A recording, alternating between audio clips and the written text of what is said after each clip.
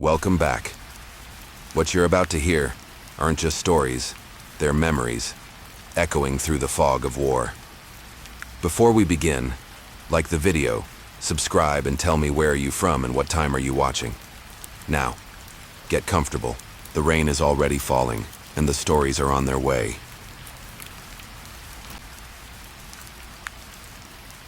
Oberjäger Karl Heydrich, 26 years old, 3rd Bavarian Jäger Battalion Alpenkorps, born in Garmisch, Bavaria. Snow clings to the wool of my camouflage suit.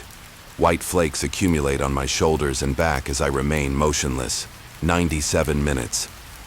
I've been lying in this position, nestled between the twisted roots of a shattered pine. The front sight of my Gewehr 98 trained on a section of French trench 300 meters downslope. Every now and then, a flash of movement. A helmet, rising too high, a careless hand on a sandbag. My finger rests lightly outside the trigger guard.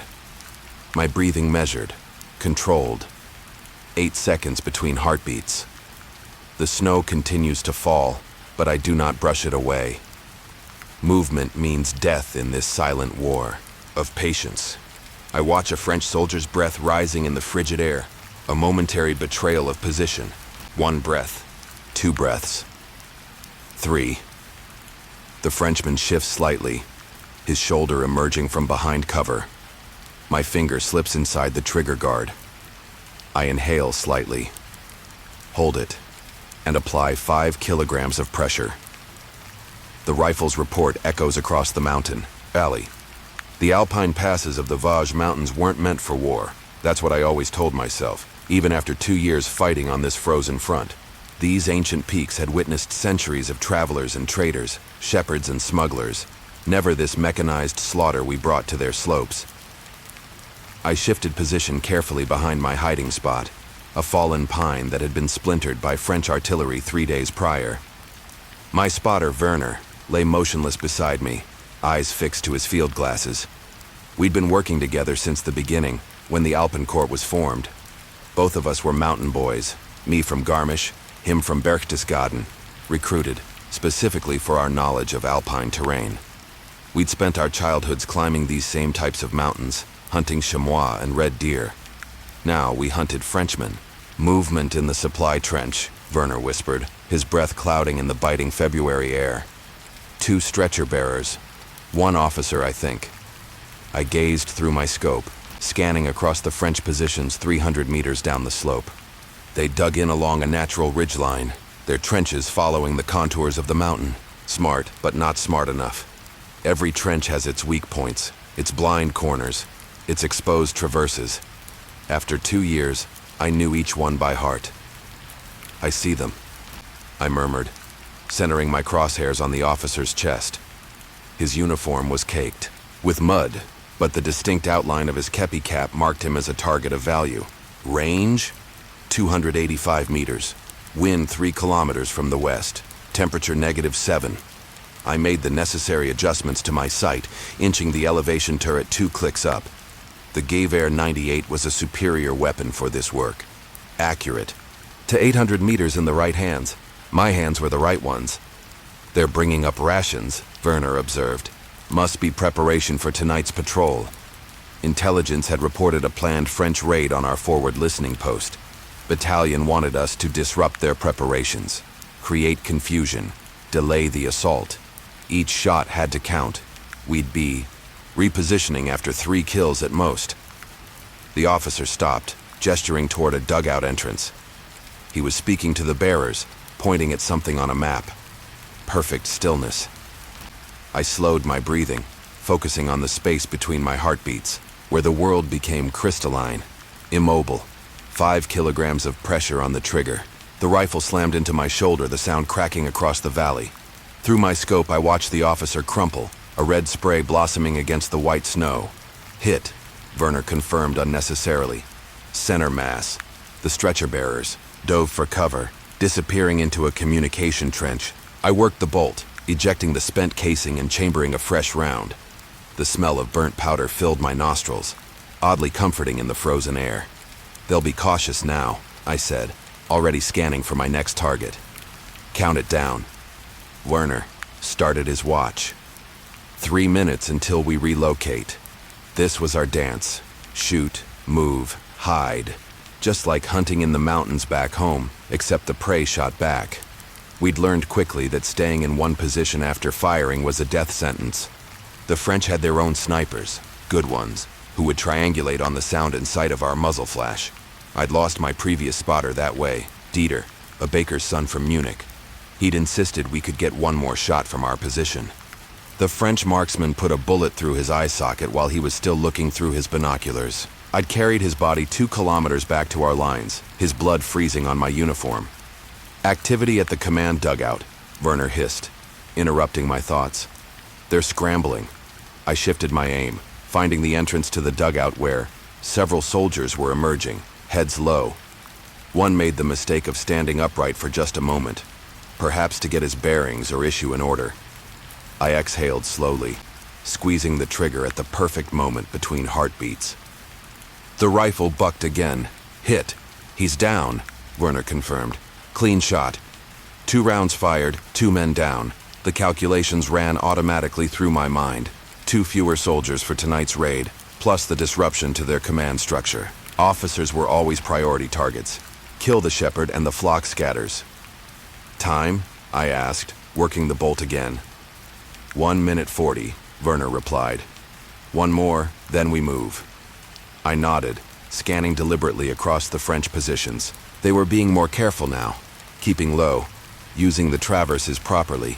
But panic creates mistakes. I waited patiently, controlling my breathing despite the cold that seeped into my bones. There, a runner, moving fast along the communication trench, message in hand. He was hunched, but moving quickly, visible in fragments as he passed the gaps. In the trench walls, I led him slightly, anticipating his path. As he crossed an exposed section, I fired.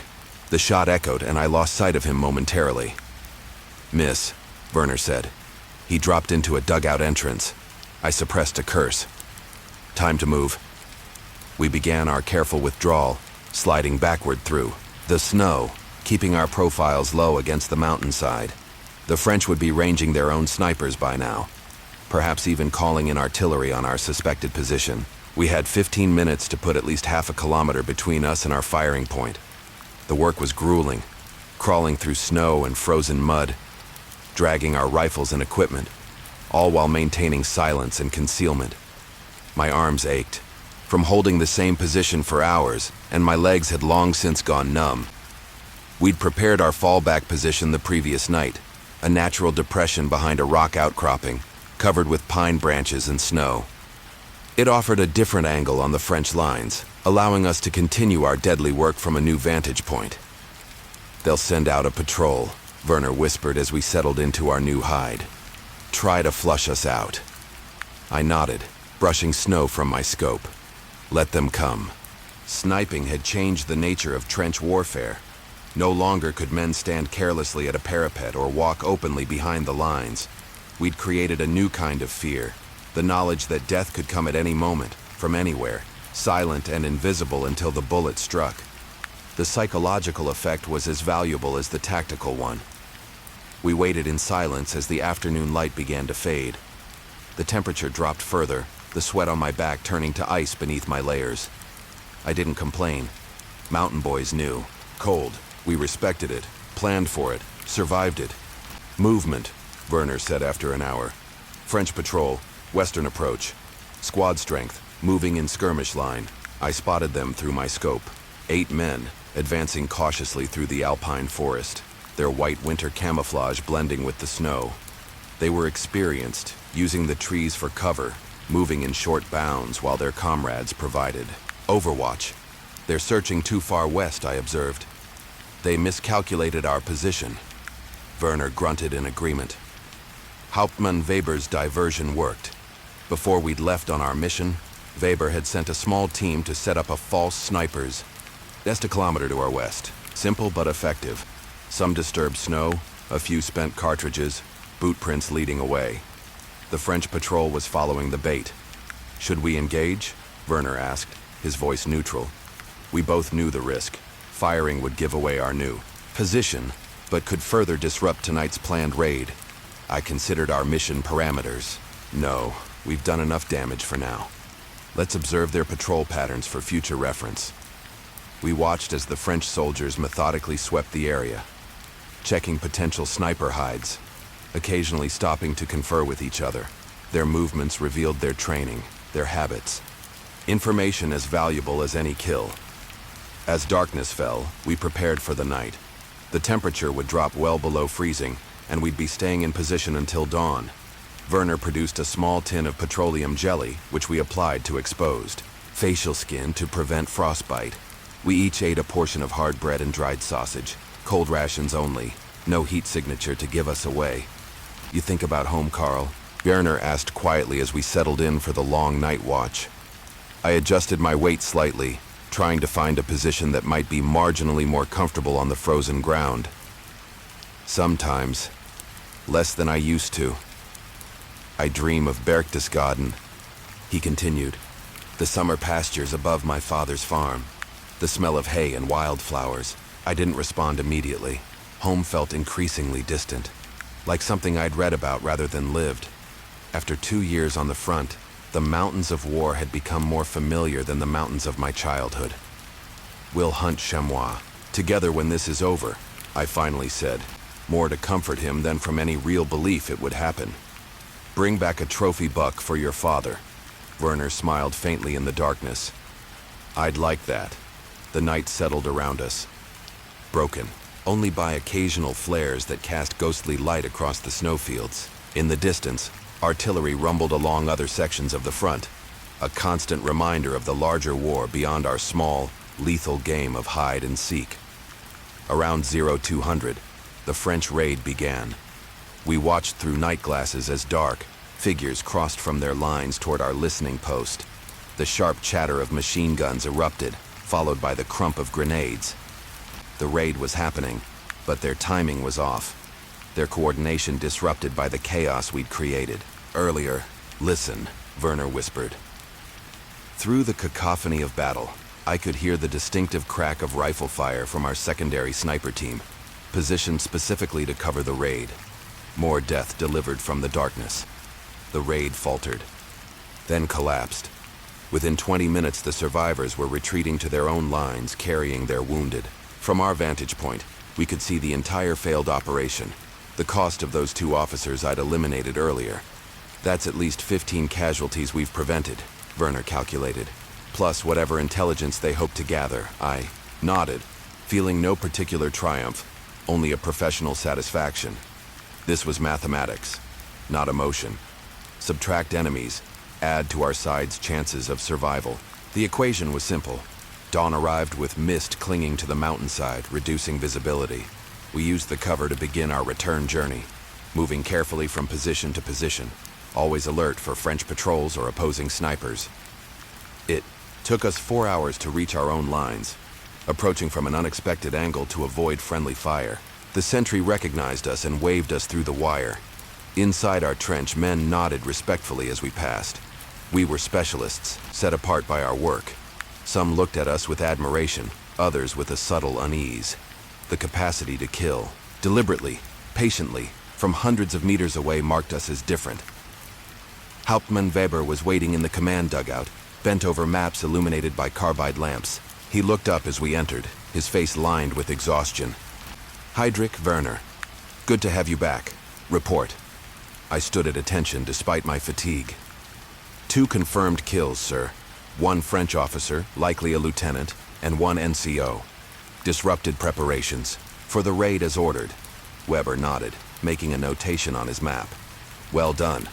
The raid was a complete failure. We captured 3 prisoners who confirmed they were thrown into disarray by the loss of their platoon commander. He offered us each a cigarette, which we accepted gratefully. The tobacco tasted rich after 2 days of nothing but cold rations. Rest today, Weber continued. Tomorrow night I need you on the eastern ridge. Intelligence reports a French observation. Balloon will be deployed at dawn to direct artillery on our supply lines. I knew what that meant. A longer shot, perhaps 500 meters or more, with variable winds coming off the valley. Challenging, but not impossible. Yes, sir, I responded. We'll prepare today. Werner and I made our way to the sniper section's dugout, a slightly deeper, slightly drier hole than the regular infantry enjoyed. Our teammates Muller and Schaefer were asleep on their bunks, having returned from their night position.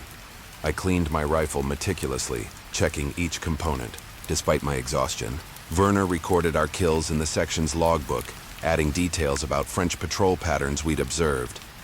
This information would be valuable for the next team going out. As I laid down on my bunk, I thought about the men I'd killed.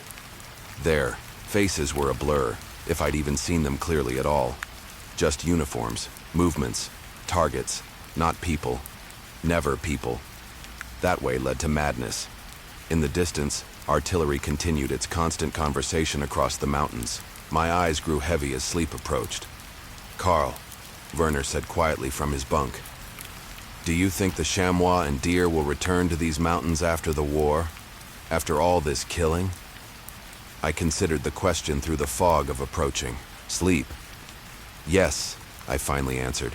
"The mountains will remain when we're gone. They've seen worse than us." He seemed satisfied with that answer, and within minutes his breathing steadied into sleep. I followed soon after, my dreams filled not with the men I'd killed, but with the perfect stillness of lying in wait. The space between heartbeats where time stood suspended, and the world narrowed to a single point seen through crosshairs.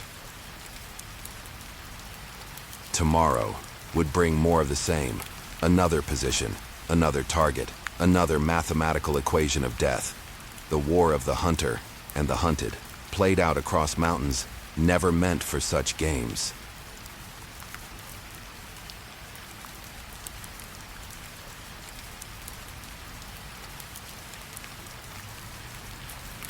Private Thomas Merrick, 22, 26th Infantry Regiment, 1st Infantry Division, from Millville, Pennsylvania. The earth shakes beneath my feet as German artillery finds its range. Wooden supports splinter, showering us with debris and soil. The acrid stench of cordite mingles with the copper smell of blood as a shell lands just 10 yards away, sending 2 of my squad mates flying through the air like broken puppets. Their screams are lost in the cacophony of explosions. I press myself against the mud wall, my fingers digging into the wet earth, helmet pulled low over my eyes. My sergeant is shouting something, mouth moving, but words swallowed by the barrage. Then comes the whistle, piercing through even the thunder of artillery. The sergeant points forward with his bayonet. It's time. My heart slams against my ribcage as I grip my rifle and prepare to climb the ladder. Through the gray mist of smoke, I can see the sergeant's lips form the words that have sent thousands of men to their deaths. "Over the top, boys." I never thought mud could be so heavy. Each step is like pulling your foot from wet cement. My boots are caked with it, my uniform stiff with it. Even my rifle has to be checked constantly to ensure the bolt still works. We've been in these trenches for 6 days now, and I swear the mud is alive, waiting to swallow us whole. The 1st Division arrived at the front line sector near Cantigny 3 weeks ago, but this is my first time in the very front trench. The veterans of our unit call it the meat grinder, and now I understand why. Back home in Millville, I worked at the sawmill. I thought I knew what danger was. I knew nothing. It's 0400 and the pre-dawn air is cold and damp. Spring in France isn't anything like Pennsylvania. The mist hangs low over no man's land, obscuring the German lines just 300 yards away. Captain Reynolds gathered the officers and NCOs an hour ago. Word is spreading through the line. We're going over at 0530. Corporal Jenkins passes me, checking each man's equipment. "Rifle clean, Merrick?" he asks without really looking at me. "Yes, Corporal. Cleaned it 3 times since yesterday." "Bayonet fixed?" I tap the long blade attached to my Springfield. "Ready, Corporal." "Remember, you're training. Move fast, keep low, follow your squad leader." He pauses. "First time over?" I nod, not trusting my voice. It's loud, then it's quiet, then it's loud again. "Don't think, just move." He claps my shoulder and continues down the line. My hands shake as I check my ammunition pouches for the fourth time. 60 rounds, 5 grenades hanging from my belt, canteen full, gas mask in its case at my hip, trench knife strapped to my leg. I'm carrying nearly 70 pounds of equipment, but I feel strangely light, as if I might float away. Sergeant Miller appears, his face haggard in the dim light of a shielded lantern. 5 minutes to artillery prep. Get ready to move up to the jump-off trench. We shuffle forward through the communication trench, a narrow passage that connects our support trench to the front line. Water sloshes around our ankles, and the walls press in on both sides. The smell is overwhelming, a mixture of human waste, rotting sandbags, and the sickly sweet odor of decomposition. We've been told not to dig too deep into certain parts of the trench walls. There are bodies buried there from previous units. At 0455, our artillery opens up. The sound is deafening, hundreds of guns firing at once from light 75mm field pieces to massive 155mm howitzers.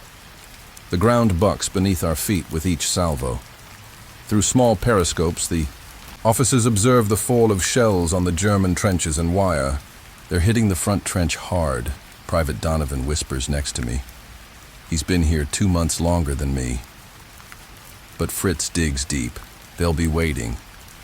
At 0520, we're ordered into position. I find myself standing on a firing step, back pressed against the forward wall of the trench. My throat is dry despite the water I've been sipping. Down the line, Lieutenant Parker checks his watch repeatedly. "Remember, boys," Sergeant Miller says, his voice somehow carrying over the artillery. "Straight ahead to the first German trench. Clear it with grenades, then push on to the second line. The 28th Regiment is on our right, the 16th on our left. Keep the line tight." At 0525, the barrage intensifies, then begins to creep forward, walking across no man's land toward the German second and third lines. This is our cue to prepare. "Fix ladders," comes the order. Wooden scaling ladders are propped against the forward wall of the trench. I'll be the fourth man up on my ladder behind Sergeant Miller, Private Donovan, and Private Hines. Gas masks check. We all ensure our masks are ready to be donned in 6 seconds or less, as drilled into us during training. The lieutenant raises his whistle to his lips. My legs feel numb. Someone is praying quietly to my left. The whistle blows. Over the top. "Let's go!" Sergeant Miller is up the ladder in seconds, then Donovan, then Hines. I grasp the wooden rungs, suddenly slippery in my hands, and pull myself up. The roar of the artillery is omnipresent, but now there's a new sound, the staccato rattle of machine guns. I'm over the top, stumbling onto the churned earth of no man's land. The ground is a moonscape of shell holes, torn earth and tangles of barbed wire. Our engineers have cut paths through the wire during night patrols, marked with white tape. "Follow the tape. Keep moving," Sergeant Miller shouts. I run, crouching low, my rifle held across my chest. The air is filled with noise, explosions, the crack of rifles, the whine of bullets passing too close. 20 yards ahead, I see Hines go down, clutching his leg. There's no time to stop. We're moving in waves, each squad maintaining approximately 5 yards between men. To my right and left, the entire regiment is advancing, hundreds of men emerging from the American trenches. A star shell bursts overhead, illuminating the battlefield with harsh white light despite the growing dawn. Now I can see the German trenches. Clearly, a dark line of earth and sandbags. Muzzle flashes wink from their firing positions. Their machine guns sweep the field methodically. 50 yards out, the German artillery responds. Shells begin to land among our advancing troops. One hits 30 feet to my right, sending a fountain of earth skyward and flinging men in all directions. I keep running, my lungs burning. Something slaps against my helmet, a piece of shrapnel or a stone kicked up by a nearby impact. I stumble, but stay on my feet. 75 yards covered. The German wire is just ahead. "Wire! Watch the wire!" someone shouts. Despite our engineers' efforts, not all the German wire has been cut. Men are getting tangled, becoming easy targets for the machine gunners. "Use the gaps. Use the shell holes," Sergeant Miller orders. I dive into a water-filled crater, the cold liquid soaking through my uniform. Donovan lands beside me, his face streaked with mud and sweat. "You hit," he gasps. I shake my head. "You?" "Not yet," he manages a grim smile. "Ready? Next hole is 20 yards ahead. Go." We scramble out, running hunched over. The machine gun fire intensifies, bullets snapping past like angry hornets. I hear screams from all around me, but I focus only on the next shell hole. I make it. Donovan doesn't. I look back to see him sprawled face down in the mud, unmoving. There's no time to check on him. Sergeant Miller and 3 others from our squad are in the same hole, catching their breath. "We're 100 yards out," Miller says. "When we go again, we head straight for that machine gun nest." He points to a concrete pillbox jutting from the German line. "Grenades first, then clear with bayonets. Ready?" We nod, though my heart is hammering so hard I think it might burst. Now. We surge forward, no longer trying to find cover, just running directly at the enemy position. The German gunners see us coming and concentrate their fire. The man to my left jerks and falls. I keep running. 50 yards. 40. The machine gun is firing continuously now, the rounds kicking up dirt at our feet. "Grenades!" Miller shouts. When we're 30 yards out, I pull the pin on a Mills bomb, count 1, 2, and throw it toward the concrete emplacement. 5 grenades arc through the air almost simultaneously. We dive to the ground as they detonate in rapid succession. When I look up, the machine gun has fallen silent. We're up again, covering the last 20 yards at a sprint. I leap over the remains of the German wire, my bayonet held before me. The German front trench is a scene from hell. Bodies lie crumpled where they fell. The walls are collapsing from our artillery. In one dugout entrance, I see a German soldier raising his hands, his face a mask of terror. "Prisoners to the rear," Miller orders. 2 men from another squad take charge of the captive. We move along the trench, tossing grenades into dugouts before entering. Most are empty, their occupants either dead, surrendered, or retreated to the second line. Keep moving. Second trench is the objective. Lieutenant Parker appears, blood streaming from a cut on his forehead. We climb out of the captured trench and continue the advance. The German second line is 100 yards further. Their resistance is stiffening as survivors from the front line fall back and reinforce it. The ground between trenches is a killing field. Our momentum falters as concentrated fire cuts down the leading elements of our attack. I find myself pinned in another shell hole, this one containing the decomposing remains of a French soldier from some previous battle. Captain Reynolds crawls over to our position. "We need to take out that machine gun on the left," he tells Sergeant Miller. "It's holding up the entire company," Miller nods grimly. "Merrick, Johnson, Thompson, you're with me. The rest provide covering fire." My mouth goes dry. I check my remaining grenades. 3 left. On my signal, Miller says. 3, 2, 1, go! The men in our shell hole open fire, aiming at the German trench to force the defenders to keep their heads down. We sprint forward, zigging and zagging across the churned earth. Johnson goes down almost immediately, clutching his throat. Thompson is hit in the shoulder but keeps moving. I feel the wind of passing bullets, hear the snap as they break the sound barrier inches from my head. 20 yards from the German position, Sergeant Miller is hit, the impact spinning him around before he collapses. I slide into a shallow depression. Thompson landing beside me a second later. "What now?" he gasps, blood soaking his left sleeve. I peer over the lip of our meager cover. The machine gun is in a sandbagged emplacement, its barrel sweeping back and forth across our line of advance. Without thinking, I pull my last grenades from my belt. "Cover me," I tell Thompson. He nods, raises his rifle, and begins firing at the German position. I take a deep breath, then spring to my feet and run directly toward the machine gun nest. Time seems to slow. I'm aware of bullets passing all around me, of Thompson's covering fire, of shouted German orders, 10 yards from the emplacement. I pull the pins on 2 grenades simultaneously, throw them, and dive to the ground. The twin explosions shower me with dirt and fragments. When I look up, the The machine gun is silent. I rise to my knees, then my feet, and charge the last few yards with my bayonet leveled. The first German I encounter is already dead, his chest torn open by grenade fragments. The second raises his hands, blood streaming from a wound on his face. The third reaches for his sidearm. I don't hesitate. My bayonet enters his chest before he can draw his weapon. As quickly as it began, it's over. I stand in the captured position, breathing heavily, surrounded by dead and wounded men from both sides. Thompson limps up, his face white with pain, but wearing a grim smile. Nice work, Merrick. You just took out the gun that was holding up the whole attack.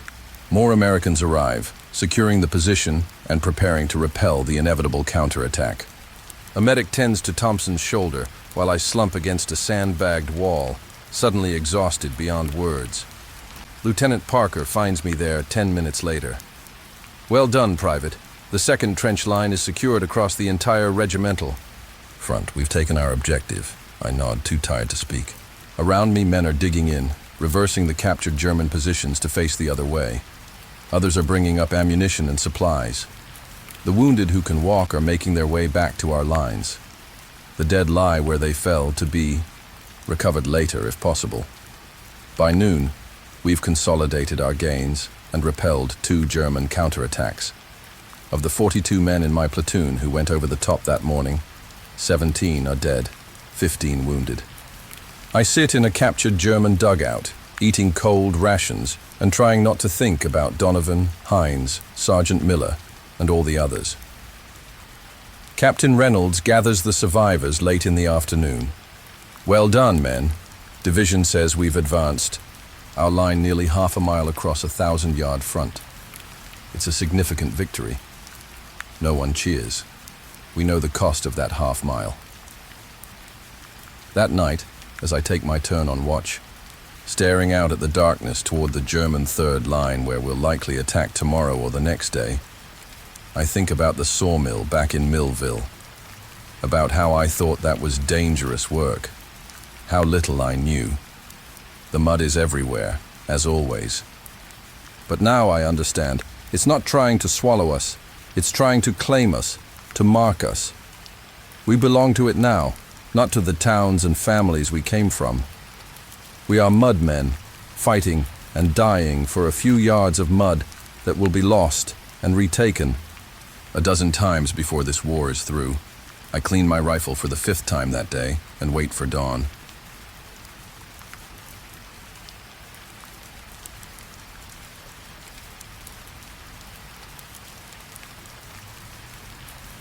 Sergeant Michael Donnelly, 24 years old, Company E, 26th Infantry Regiment, 1st Infantry Division, born in Scranton, Pennsylvania. The shell burst throws me against the trench wall, cascading dirt and rock over my helmet. My ears ring with a high-pitched whine as I taste copper in my mouth. Blood. I can't tell if it's mine. Shells walk across no man's land, marching closer, deliberate as a German drill instructor. The earth buckles. Another hit. Closer. Private. Jenkins disappears in a spray of mud and flesh that paints my face. I wipe it away without thinking. Someone is screaming for a medic, but they'll never hear it over this bombardment. I check my watch. 0418. The attack is set for 0430. 12 more minutes of this hell. Then we go over the top toward the German line 400 yards distant. My throat tightens as I imagine the Maxim guns waiting for us. Lieutenant Harper slides down beside me, his eyes wide with a mixture of determination and terror. "Fix bayonets," he shouts, though I barely hear him. The bombardment intensifies, the ground shaking beneath us like a living thing in agony. I wonder if this is what earthquakes feel like. I've never felt one, but I imagine this is worse. Because this trembling earth means to kill us. It had rained for 3 straight days before we moved into this section of the line outside Cantigny. The trenches were flooded in places, with duck boards floating like little rafts. Water and mud got into everything, our rifles, our food, our boots. Most of the men had trench foot starting, but no one complained. Not after what happened to Malone's platoon last week. We were replacements, most of us, fresh faces among the veterans of the division. The big red one had been in France longer than any other American unit. These men had seen the worst of it, from the first tentative actions to full-scale pushes against entrenched German positions. They looked at us with expressions that mixed pity and resignation. They knew what was coming, even if we didn't. I'd arrived in France 8 weeks earlier, full of patriotic fervor. The training camps back home hadn't prepared us for the reality. The constant artillery, the rats, the lice, the smell of death that hung in the air like a physical thing. No matter how many times you washed, the stench clung to you. Tomorrow. "We're going to take that ridge," Captain Winters told us during the briefing. He pointed to a small rise on the map, barely a hill worth mentioning in Pennsylvania. Yet men would die by the dozens to claim it. Artillery begins at 0300, 5 hours of sustained fire on their positions. At 0430, we go over the top behind a rolling barrage. The veterans nodded. They'd heard this before. The replacements, myself included, tried to look confident. I caught the eye of Private Cooper, a farm boy from Iowa who couldn't be more than 19. He gave me a slight nod, as if to say we'd get through this together. At 0100, we moved into our jumping-off positions. The night was cold, unseasonably so for May. I could see my breath in the pale moonlight. No one spoke above a whisper. "Check your equipment," I told my squad. "Make sure your bayonets are secure. Once we're over the top, there's no coming back for anything." At precisely 0300, our artillery opened up.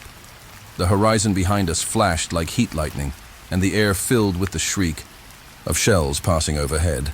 The German line erupted in smoke and flame. Dirt flew skyward in black columns. The German response came 20 minutes later. Their 77mm guns found our range quickly. That's when the true horror began. Men vanished in explosions, there 1 second, gone the next. Others were torn apart, screaming for mothers who couldn't hear them across an ocean. Cooper took shrapnel in his neck at 0350. He clutched at the wound, his eyes wide with surprise more than pain. Blood pulsed between his fingers. I pressed a bandage against it, but it was useless. He died looking at me, trying to say something I couldn't hear over the thunder of the guns. At 0425, Lieutenant Harper moved down the line. 5 minutes. Check your weapons." I worked the bolt on my Springfield, making sure it was clear of mud. All around me, men made final preparations. Some prayed, others stared blankly ahead. A few vomited from fear. "Fix bayonets." The order traveled down the line. The 17-inch blade gleamed dully as I attached it to my rifle. Just another tool, I told myself, like a pick or shovel. But tools don't slip between a man's ribs or open his throat. At 0430, exactly, whistles blew. Lieutenant Harper was first up the ladder, shouting, "Let's go!" I followed, my boots slipping on the mud-slick rungs, and then I was out in no man's land, running through shell holes and tangles of barbed wire. The German machine guns opened up almost immediately. Their distinctive rattle cut through the roar of artillery. Men fell around me, some crying out, others dropping silently. I kept moving, running in a crouch, trying to keep my head down. The rolling barrage of our artillery moved forward, maintaining a distance of about 200 yards ahead of us. It was meant to keep the Germans in their dugouts until we reached their trenches. It didn't always work. 50 yards out, a Maxim gun found the range of my squad. Private Williams went down, then Corporal Hayes. I dove into a shell hole, the impact driving the breath from my lungs. Morrison tumbled in after me, blood streaming from a wound in his shoulder. "I can't feel my arm," he gasped. "Just stay down," I told him, peering over the edge of our shelter. The German line was close, now maybe 100 yards away. Between us lay more shell holes, more bodies, more barbed wire. "We can't stay here," I said, more to myself than Morrison. The attack had to maintain momentum, or it would fail. We'd be picked off one by one. "I'm hit bad, Sarge," Morrison said. "You go on." I looked at him. His face was gray, his eyes unfocused. He wouldn't make it to the German line, but leaving him felt like betrayal. "I'll send back stretcher bearers," I promised, knowing I probably couldn't. He nodded, understanding the lie. I took a deep breath and vaulted out of the shell hole, running, in a zigzag pattern toward the German trench. Bullets kicked up dirt at my feet. A shell exploded 20 yards to my right, the concussion nearly knocking me down. But I kept moving. Others were with me, shadowy figures in the smoke and half-light. We reached the German wire, which our artillery had cut in places. I found a gap and pushed through, ignoring the barbs that tore at my uniform. And then I was at the German trench, looking down into the faces of the enemy. A young soldier, no older than Cooper, raised his rifle. I fired first. The bullet took him in the chest, and he folded backward. I jumped into the trench, using my bayonet on another German before he could bring his weapon to bear.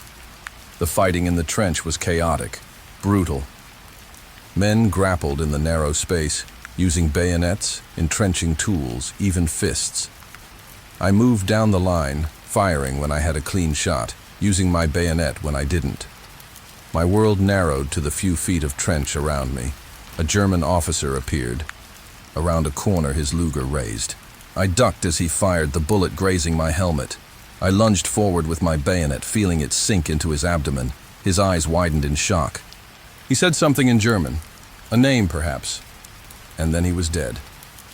I pulled my bayonet free and moved on, stepping over bodies, both American and German. Lieutenant Harper was organizing men to secure the position. His face was streaked with dirt and blood, but his eyes were clear. "We've got the first line," he said when he saw me. "Second line is 50 yards ahead.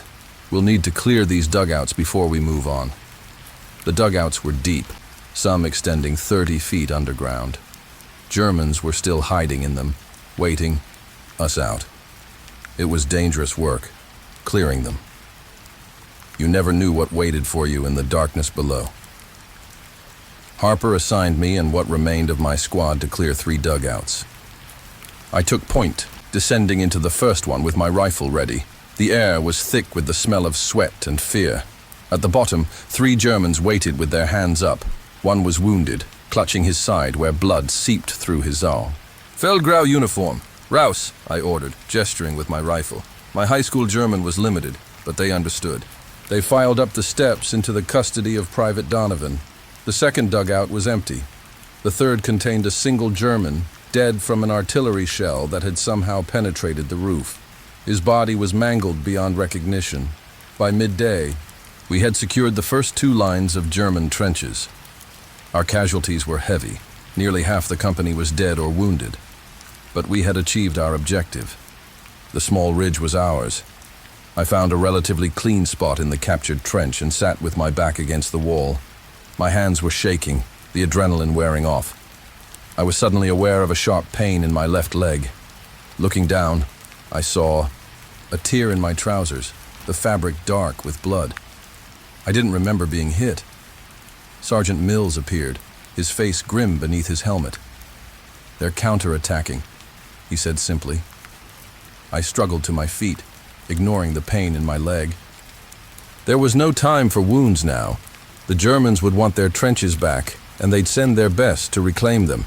The counterattack came at 14:30, preceded by an artillery barrage that was eerily similar to our own from that morning. We huddled in the German dugouts as shells crashed around us, collapsing sections of trench and burying men alive. When the shelling lifted, we rushed to our positions. The Germans were coming across no man's land, hundreds of them in neat lines. Somehow that orderliness made them more terrifying. "Hold your fire," Lieutenant Harper ordered. "Let them get closer." We waited, fingers tense on triggers, as the Germans advanced. They were 200 yards out, then 100.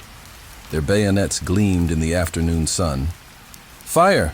Harper shouted. Our rifles cracked in near unison. Germans fell, but others kept coming. Our Browning machine guns opened up, their steady chatter cutting swathes through the attacking force. Still, they came on. They reached our wire, started cutting through it. I fired and reloaded, fired and reloaded, my movements mechanical. A German fell, then another. But there were so many of them. They breached the wire in places and reached the trench. Once again, I found myself in brutal hand-to-hand combat. A German sergeant lunged at me with his bayonet. I parried with my rifle, then smashed the butt into his face. He fell backward, and I didn't hesitate before finishing him. The fighting lasted 30 minutes, but it felt like hours. Finally, the Germans withdrew, leaving their dead and wounded behind. We had held, but just barely. Of the 200 men who had started the day in Company E, fewer than 90 remained effective. As dusk fell, stretcher bearers moved through the trenches, collecting the wounded. A medic examined my leg, cleaned and bandaged it. "You're lucky," he said. "Missed the artery. You'll keep the leg." I didn't feel lucky. I felt empty, hollowed out. I'd killed men today. I didn't know how many. I'd watched friends die. All for a small ridge that probably wouldn't even appear on maps of the war. That night, I wrote a letter to Cooper's parents. I told them he died quickly, without pain. I told them he was brave. I didn't tell them how his blood had pulsed between my fingers, or how his eyes had widened in shock and fear. Some truths are better left untold. Lieutenant Harper found me after I finished the letter. He looked older than he had that morning, the lines in his face deeper. "We're moving up tomorrow," he said. "Command wants to exploit the breakthrough."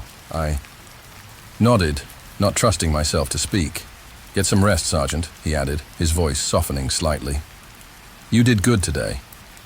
But as I tried to sleep in the captured German dugout, surrounded by the groans of the wounded and the occasional crack of a rifle shot, I wondered what good meant in this place of mud and death.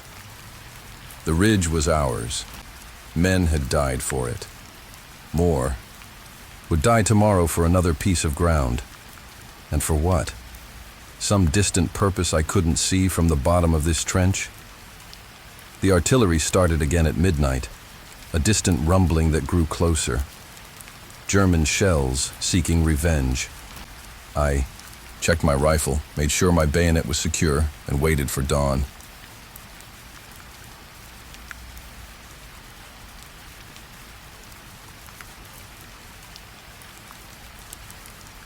Oberjäger Karl Heydrich, 26 years old, 3rd Bavarian Jäger Battalion, Alpenkorps, born in Garmisch, Bavaria. The earth moved, not in the way it does during an artillery barrage when the ground shakes and trembles. This was different, a deep guttural moan from somewhere beneath us, as if the planet itself was in pain. Dust filtered down from the rough-hewn ceiling of our tunnel, coating my face and filling my nostrils. The lantern light dimmed as particles swirled in the stale air. "They're below us," I whispered to Schmidt, my voice barely audible over the scraping sounds of metal against stone. "British sappers, maybe 20 meters down and to the east." Schmidt's face was ghostly white in the weak light, streaked with sweat and grime. "How much time do we have?" I pressed my ear against the cold dirt wall, listening for the telltale sounds of men digging their way toward death, either their own or ours. Hours, not days. The tunnel around us, barely wide enough for a man to crawl through in some sections, suddenly felt like a coffin waiting to be sealed. 5 months beneath the ridge at Messines had taught me that death below ground was worse than above. Above, at least a man died under the sky. I wasn't always a tunneler. Before the war, I worked as a mining engineer in the Bavarian Alps, which made me valuable when the High Command decided to counter the British mining operations. My commander had looked at my service record, noted my civilian occupation, and simply said, "Heydrich, you're now with the tunneling detachment." No questions, no choice. That was in early 1916, when we still believed the war would end soon. Our section of the 3rd Bavarian Jägers had been attached to specialized pioneer units of the Alpenkorps for tunnel warfare. The Alpencorps was originally formed for mountain combat, but our skills translated well to the underground fight. We understood rock, soil, and the dangers of confined spaces. Our current position was 30 meters beneath the wasteland that had once been farmland near Messines. Above us, the ground was a moonscape of shell holes and barbed wire. Below, it was a warren of tunnels, ours and theirs, running toward and against each other in a deadly game of underground chess. My section consisted of 6 men: myself, Schmidt, Kraus, Weber, Bauer, and Müller. We'd spent the last 3 weeks extending our listening post further into no man's land, digging with small entrenching tools and removing soil in sandbags passed hand to hand down the line. Progress was agonizingly slow. On good days, we advanced 2 meters. When we encountered rocky soil, sometimes we managed only half a meter. The tunnel was shored up with timber frames every few meters. Between them, we'd installed listening devices, simple metal rods driven into the earth that amplified the vibrations of enemy digging. The work was done in near silence. Even our breathing seemed too loud in the close confines. I checked my watch, 0430, 4.5 hours since we'd first detected the British tunnel advancing beneath ours. Schmidt, get back to the main gallery and report to Lieutenant Wagner. Tell him the British are at coordinates E7 on the chart, approximately 20 meters below our position, advancing west-northwest. Schmidt nodded and began backing down the tunnel. At its narrowest point, a man couldn't turn around. He had to reverse like a train backing into a station. I continued listening, pressing a metal rod against the floor and putting my ear to it. The scratching sounds were clearer now. They were getting closer. In the tunnels, conventional warfare meant nothing. Here, there were only 2 outcomes: find the enemy tunnel and destroy it with a camouflage, a small mine designed to collapse their workings without breaking the surface, or be found and blown skyward when thousands of kilograms of explosives detonated beneath your feet. Kraus crawled forward to join me. At 20, he was the youngest in our section, a carpenter's apprentice from Munich who'd volunteered in 1915. "Anything?" he whispered. "They're directly below us now, moving faster than I expected." "What are they planning?" I shook my head. "Not a small mine. The depth and direction suggest they're setting a deep mine chamber. Something big."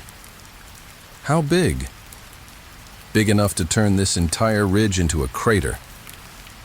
Kraus swallowed hard, his Adam's apple bobbing in the dim light. Fear was our constant companion underground. Not the sharp, adrenaline-fueled fear of a charge across no man's land, but a slow, grinding dread that wore away at your nerves like water on stone. The sound of movement behind us signaled Schmidt's return. Behind him crawled Lieutenant Wagner, our section commander.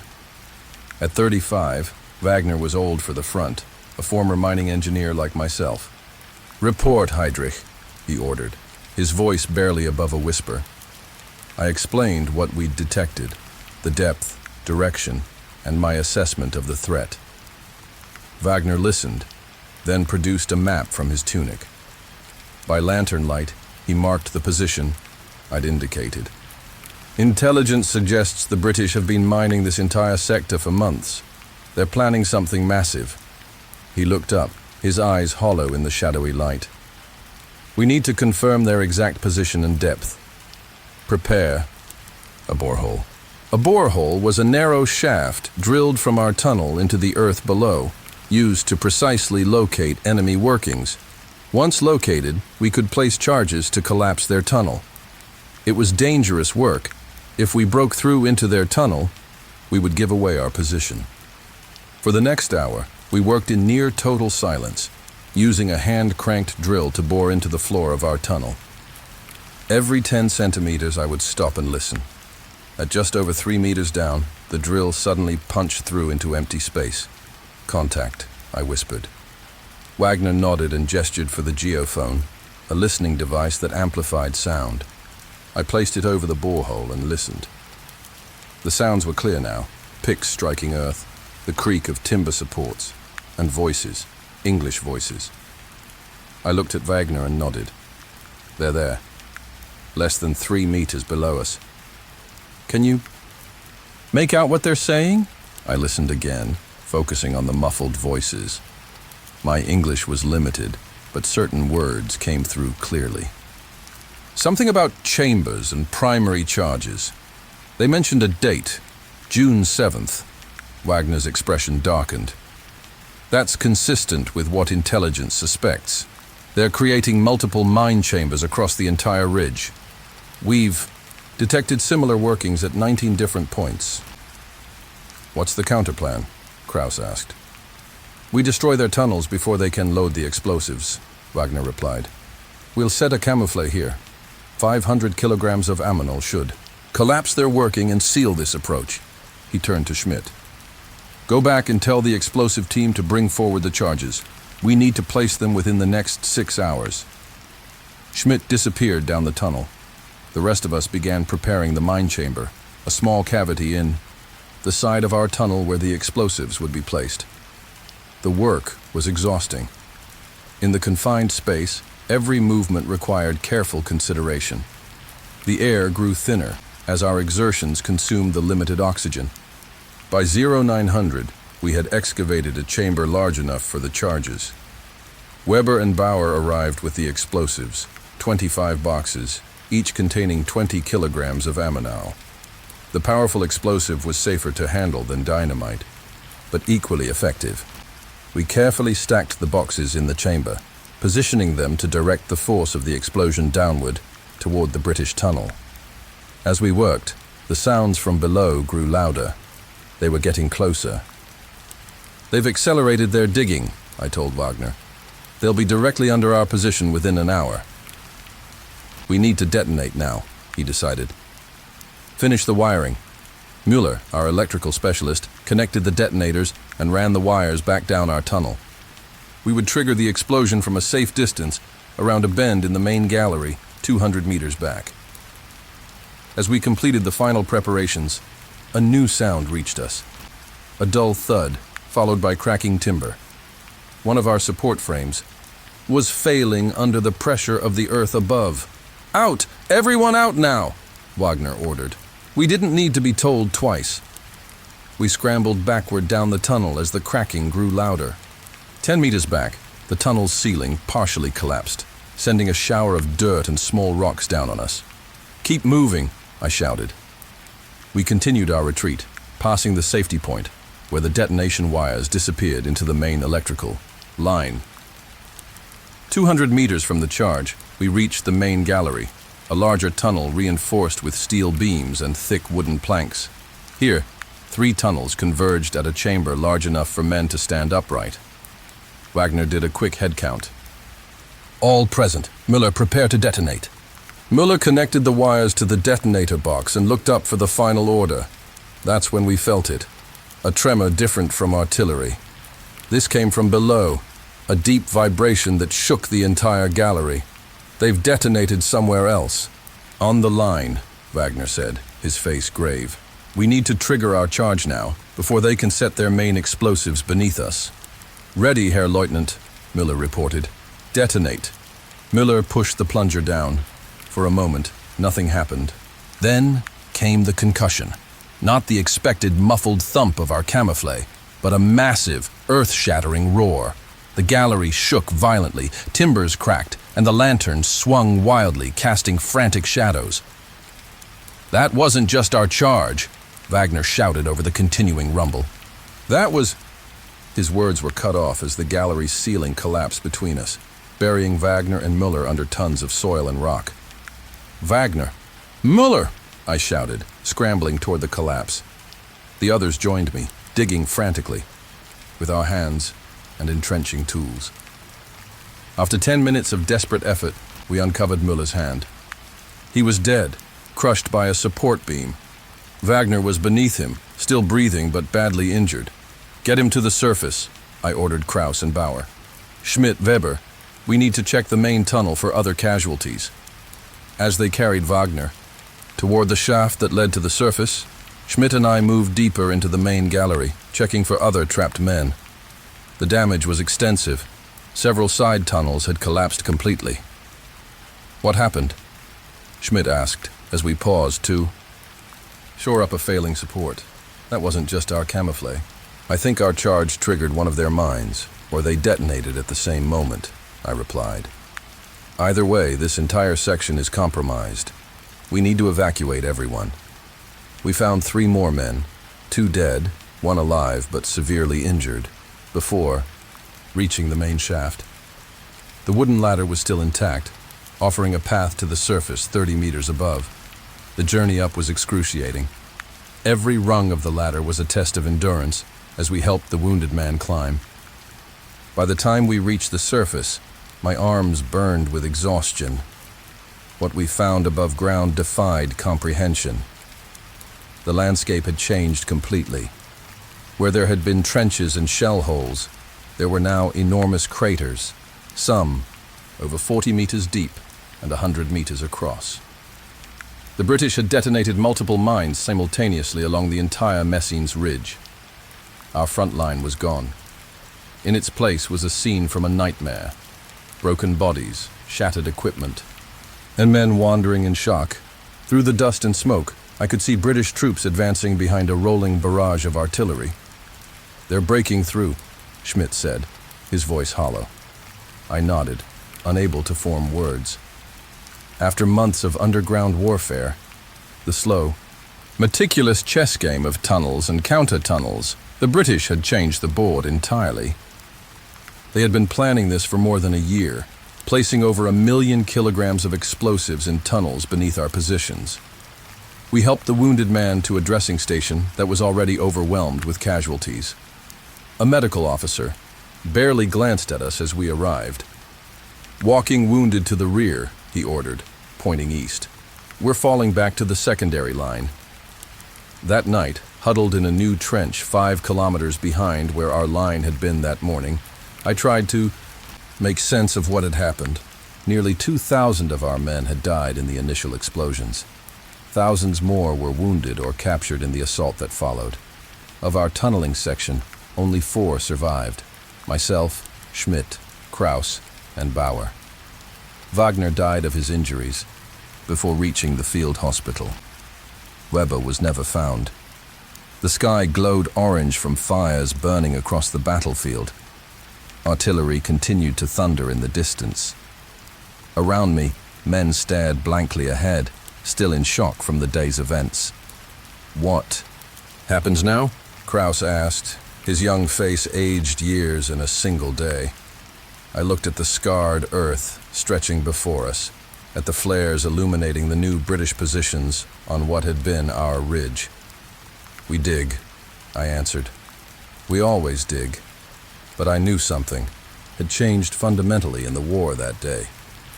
The battle had moved beyond the realm of men fighting men. It had become a war of machinery, of mathematics, of mining engineers calculating explosive forces and blast radii. It had become industrial, mechanized. In the tunnels, I had fought an enemy I could almost touch through the earth that separated us. Now, the enemy was a distant equation, a problem of physics solved with high explosives and precise timing. As dawn broke on June 8, 1917, I realized the earth had not just moved beneath our feet. The entire war had shifted, and we were still falling.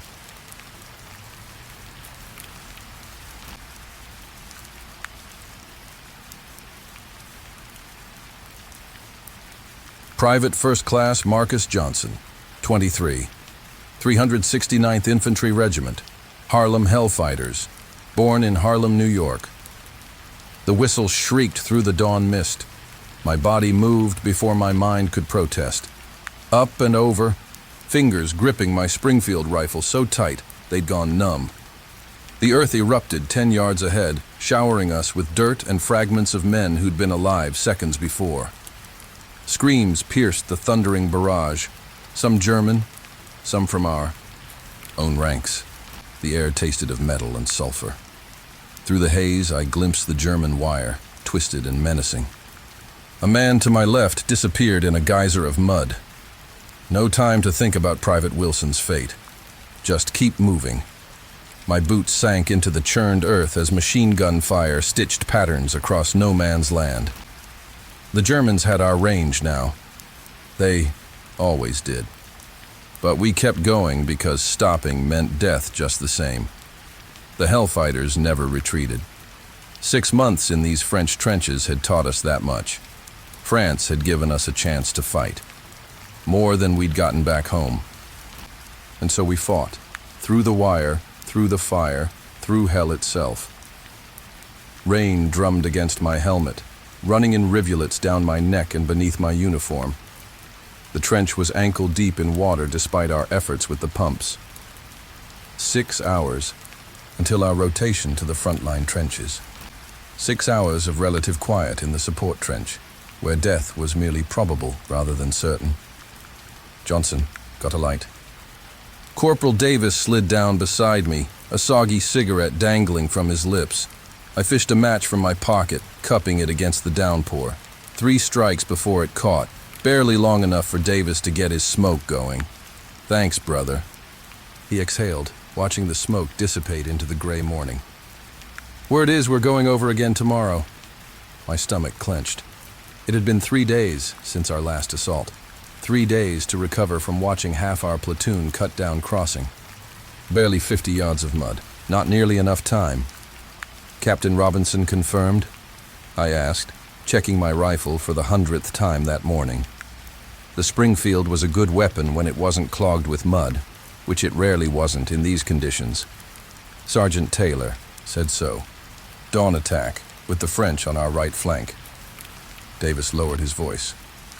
They've brought up more artillery overnight. Been hearing the guns moving into position. Artillery meant the brass was serious. It also meant the Germans would know we were coming. They always seemed to know. The French had assigned us to their army after our own commanders showed reluctance to put us in combat roles. The 369th, the Harlem Hellfighters, as the French called us, had spent months digging latrines and unloading ships before finally getting our chance at the front. Now, we'd been in the line longer than any other American unit, over 191 days without losing a trench or a man to capture.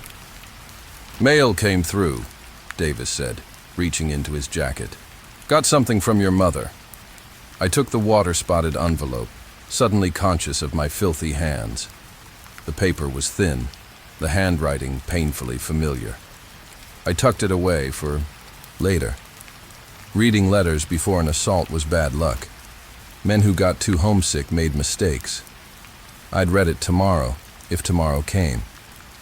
At 14:30, the relief arrived, boys from 3rd Platoon looking as haggard as we felt.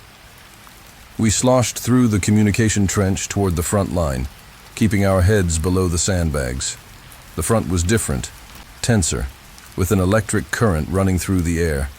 Men spoke in whispers if they spoke at all. Every few minutes, a German shell would scream overhead, keeping us crouched in our flooded holes. Sergeant Williams met us at a dugout entrance, his dark face barely visible in the shadows. Inside, quick. Officers briefing in 10. The dugout stank of wet wool, unwashed bodies, and the sweet, sour smell of infection. Lieutenant Parker hunched over a map table, his previously immaculate uniform now as mud-caked as ours. Captain Robinson stood beside him, a tall, stern-faced man from Philadelphia who'd been a lawyer in civilian life. Gentlemen, Parker began once we'd crowded in, 0500 tomorrow. Full assault on the German positions across the valley. Intelligence reports their line is thinly held. Mostly second-rate troops. They've pulled their best units north to counter the British push. I exchanged glances with Davis. We'd heard that before. The lieutenant continued, pointing to lines drawn on the trench map. We'll advance in 3 waves. 1st platoon leads, followed by 2nd, then 3rd. The French 157th will provide covering fire and advance on our right. Our objective is the German 2nd line here. His finger stabbed at a jagged line on the map. Captain Robinson spoke up. This regiment has distinguished itself in every engagement so far. Tomorrow will be no different. The 369th does not retreat. We advance or we die in place. No one mentioned what we all knew, that dying in place was the most likely outcome. That night I cleaned my rifle again, checked my ammunition, and tried to sleep on the fire step with my back against the trench wall. Around me, men prayed, wrote letters, or stared blankly into the darkness. Private Jenkins hummed a spiritual his grandmother had taught him. Across the way, Lieutenant Parker vomited quietly into a bucket. Sleep came in fragments, broken by artillery, fire, and the metallic clatter of the machine guns. When I closed my eyes, I saw Harlem streets. My mother hanging laundry in the summer heat. My sister chasing neighborhood kids down the block. A world that seemed impossibly distant now. At 0400, Sergeant Williams moved down the line, shaking the few men who'd managed to sleep. 1 hour. Check your equipment. I ate cold bully beef from a tin, forcing each bite down a reluctant throat. Around me, men made their final preparations. Private Cooper gave his watch to Davis. For safekeeping, he said, though everyone understood the implicit request to send it home if he didn't return. Corporal Michaels passed out extra grenades. Lieutenant Parker moved among us, checking. Equipment with mechanical efficiency, his eyes hollow from lack of sleep. At 0445, we fixed bayonets. The metallic scrape echoed down the line, followed by the soft clicks of rifles being checked one final time. I thought of the letter in my pocket, still unread. Maybe I should have risked the bad luck. Remember your training, Sergeant Williams said quietly. Stay low. Short rushes between cover. Don't bunch up. At 0455, men began climbing onto the fire steps. I found my position, peering through a small gap in the sandbags at the wasteland beyond. Dawn was just breaking, casting weak light over the churned earth of no man's land. In the half-light, I could make out the twisted remains of our previous assaults. Broken wire, abandoned equipment, and shapes that had once been men. At precisely 0500, our artillery opened up with a roar that shook the ground beneath our feet. The German line disappeared in explosions of dirt and smoke. For 5 minutes, the barrage continued, a rolling thunder that made communication impossible. Then, as suddenly as it had begun, it shifted, focusing on the German rear areas to prevent reinforcements from moving up. The whistle blew. "Over the top! Move! Move!" Sergeant Williams shouted. I climbed the ladder, boots slipping on the muddy rungs, and threw myself over the parapet. The cold morning air hit my face as I began running forward, crouched low, rifle at the ready. All around me, men of the 369th emerged from the trenches, forming a ragged line that began advancing across no man's land. The first German machine gun opened up 30 seconds after we left our trench. To my right, 3. Men went down immediately, their bodies jerking as the bullets found them. I dove into a shell hole, heart pounding against my ribs. Davis landed beside me seconds later, his face streaked with mud. "Keep moving!" Lieutenant Parker shouted from somewhere to our left. "Don't get pinned down!" I rose to a crouch and sprinted forward to the next depression, the weight of my pack and ammunition dragging at me. 20 yards gained. The German fire intensified. Our world narrowed to the next piece of cover, the next few seconds of exposure. Halfway across, we hit their wire. The artillery had broken it in places but left other sections intact. Men bunched up at the gaps, creating perfect targets. I worked my way toward a small breach, using my rifle butt to push down the remaining strands. Beside me, Cooper became entangled, the barbs catching his uniform. As I turned to help him, a bullet struck him in the throat. His eyes went wide, with surprise as he collapsed. "Keep moving." The order came again, relentless. Beyond the wire, the ground sloped upward toward the German trench. They were firing flares now, illuminating the battlefield, despite the growing daylight. A grenade landed nearby, and I threw myself flat as it detonated, sending dirt and shrapnel over my helmet. When I looked up, I saw we'd lost cohesion. Men were advancing in small groups or alone, seeking whatever cover they could find. To my left, Sergeant Williams was organizing a group to rush a machine gun nest that had us pinned down. "Johnson, Davis, with me," he shouted. We maneuvered to his position, crawling the last few yards on our bellies through mud that smelled of cordite and decay. "We flank that gun or we're all dead," Williams said, gesturing to a German position 50 yards ahead. "Cooper, you and—" He stopped, realizing Cooper wasn't with us. "Johnson, you and Davis go right. I'll take Morris and Jenkins left. When I fire this flare, we all rush them. Understood?" We nodded. No room for hesitation now. Davis and I worked our way right, using a line of shell holes for cover. My lungs burned from exertion, and my uniform hung heavy with mud and sweat. The machine gun continued its deadly rhythm, sweeping across our lines. Through a break in the smoke, I glimpsed the German gunner, his helmet silhouetted against the parapet. The flare shot up with a hiss, burning bright against the morning sky. "Now!" Davis shouted. We broke cover, running in a crouch toward the machine gun position. The German gunner swiveled toward Williams' group first, a fatal mistake. Davis and I closed the distance, leaping into their trench with bayonets fixed. The fight was brutal and brief. I stabbed the first German I encountered, the bayonet sliding between his ribs with sickening ease. He made a small sound, like air escaping a tire before crumpling. Davis shot another at point-blank range. A third raised his hands in surrender, eyes wide with terror. Williams arrived seconds later, breathing hard. "Good work. Jenkins is hit. Morris is bringing him." We secured the position, turning the captured machine gun toward other German strongpoints. More men from our company began arriving, bloodied but moving forward. Lieutenant Parker appeared, a bandage wrapped hastily around his arm. "We're through their first line," he reported. "Second and third platoons are moving up. The French are advancing on schedule." For a moment, I allowed myself to believe we might succeed. Then the German artillery found us. The first shell landed 20 yards behind our position, showering us with dirt. The second hit closer, the concussion slamming me against the trench wall. My ears rang, and the world seemed to move in slow motion. "Counter barrage!" someone shouted.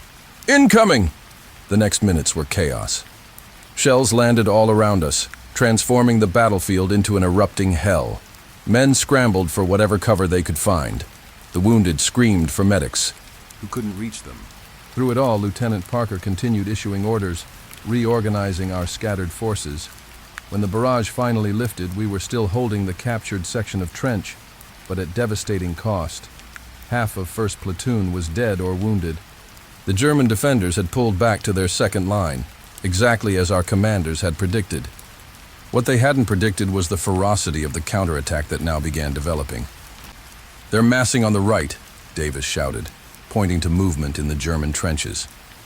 Captain Robinson appeared, moving in a crouch along our position. "Hold this line," he ordered. "Reinforcements are moving up." The German counterattack hit us like a hammer. Fresh troops poured from their second line, supported by accurate machine gun fire. We fired until our rifle barrels burned our hands, cutting down wave after wave, but they kept coming. A bullet cracked past my ear, close enough that I felt its passage. Another struck Davis in the shoulder, spinning him around. I pulled him down into cover, applying a field dressing to the wound. "Not so bad," he grimaced. "I can still shoot." Around us, the 369th stood firm. Men who had been denied the right to fight in their own country's uniform now refused to yield a yard of French soil. When ammunition ran low, we scavenged from the dead. When men fell, others took their place. By midday, the German attacks had slackened. We'd held the line but couldn't advance further against their well-prepared second position. Orders came to consolidate and dig in. The day's objective, taking the German second line, remained unfulfilled, but we'd pushed their front back nearly 400 yards. As evening approached, I finally had a moment to catch my breath. Sitting with my back against the captured, Trench. I carefully removed the letter from my pocket. The paper was crumpled and stained with mud, but still readable. Davis sat beside me, his arm in a sling. Your mother? I nodded, unfolding the thin pages. She wrote of home, of Harlem in autumn, of neighbors asking after me, of pride that her son was fighting, even as she prayed for my safe return. The normality of it all seemed from another life. Entirely. We did good today, Davis said quietly. Real good. I looked around at what remained of our platoon. Men exhausted beyond words, covered in mud and blood, some bearing wounds that would mark them forever. Yet still watching the line. Still ready? Yeah, I replied, folding the letter carefully and returning it to my pocket. We did. That night, as I stood watch under a sky filled with star shells and distant flares, I understood something that perhaps those back home never could. The Hellfighters had carved our place in history, not because America had welcomed our service, but despite the fact it hadn't. And tomorrow, when the whistle blew again, we would once more go over the top, into the fire, into history. Because that's what we did. That's who we were.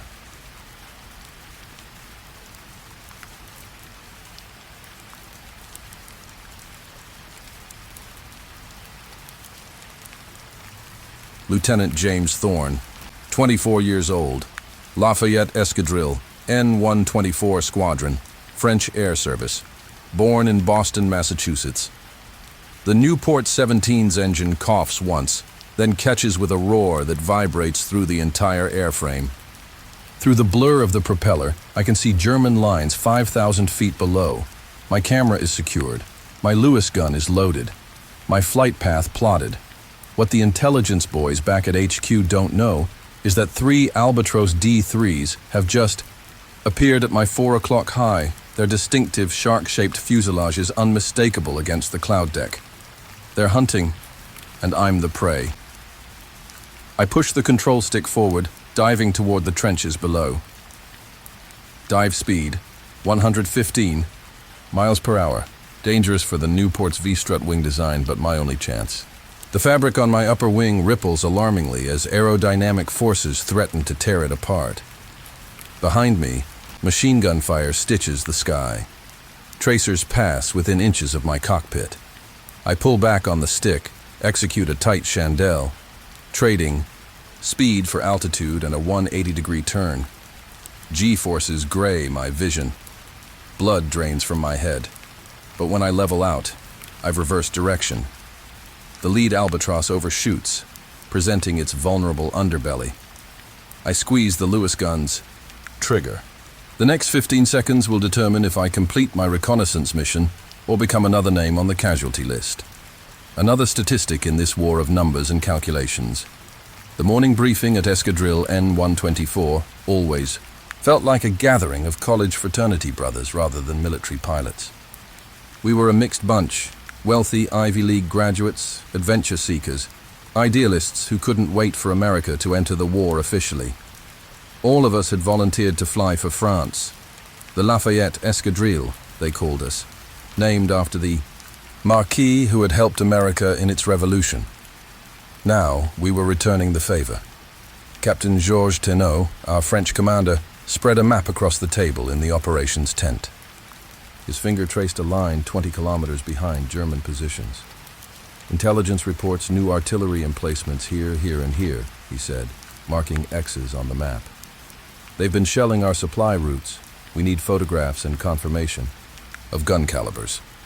The squadron's 12 pilots leaned forward. Reconnaissance missions were among the most dangerous.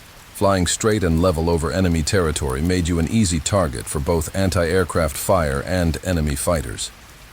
Thorne, Tenot said, looking at me, you'll take this one. Your photography from the Champagne sector was excellent.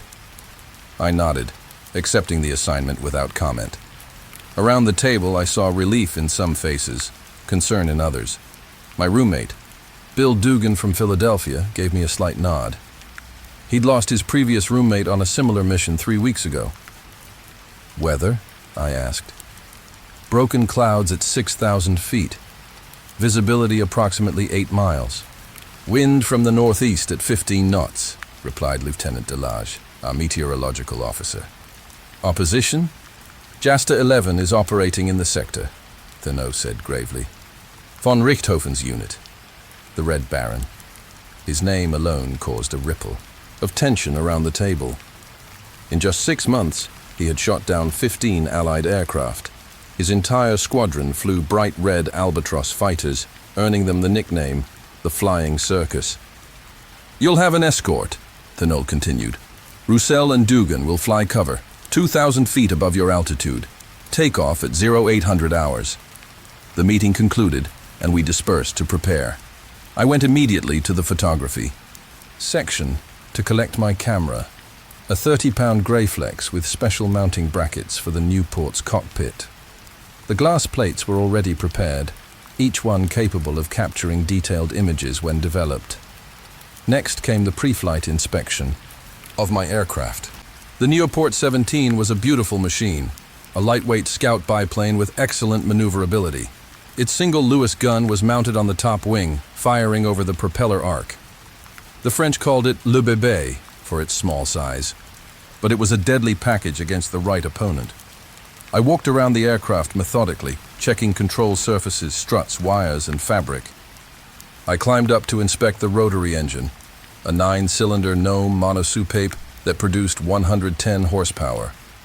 Unlike automobile engines, the entire engine block rotated with the propeller, creating the distinctive stuttering roar of Great War aircraft. She'll fly true today, said Mechanic Sergeant Dubois, my assigned ground crew chief. Fresh oil, new spark plugs, and I've adjusted the tension on your aileron cables. Merci, Sergeant, I replied. Dubois had been with my airplane since I arrived 3 months ago. He treated each pilot's safe return as a personal victory and each loss as a personal failure. I went to suit up. Leather flying helmet, goggles, gloves, and the heavy sheepskin-lined leather coat essential at altitude where temperatures dropped well below freezing. My fleece-lined boots had electric heating elements powered by a battery, a luxury many pilots lacked. In my pocket, I carried my lucky charm, a brass compass given to me by my father, a professor of astronomy at Harvard, also standard equipment. A paper map, pencil, chocolate bar, and a Colt M1911 pistol. Better to use the last bullet on yourself than burn to death or be captured, as some had grimly joked. At 0745, I returned to the airfield. The ground crew had pulled my Nieuport from its canvas hangar. The morning sun glinted off the polished wood propeller. The aircraft's olive-drab upper surfaces contrasted with the pale blue undersides, camouflage for both ground observers looking up and aerial observers looking down.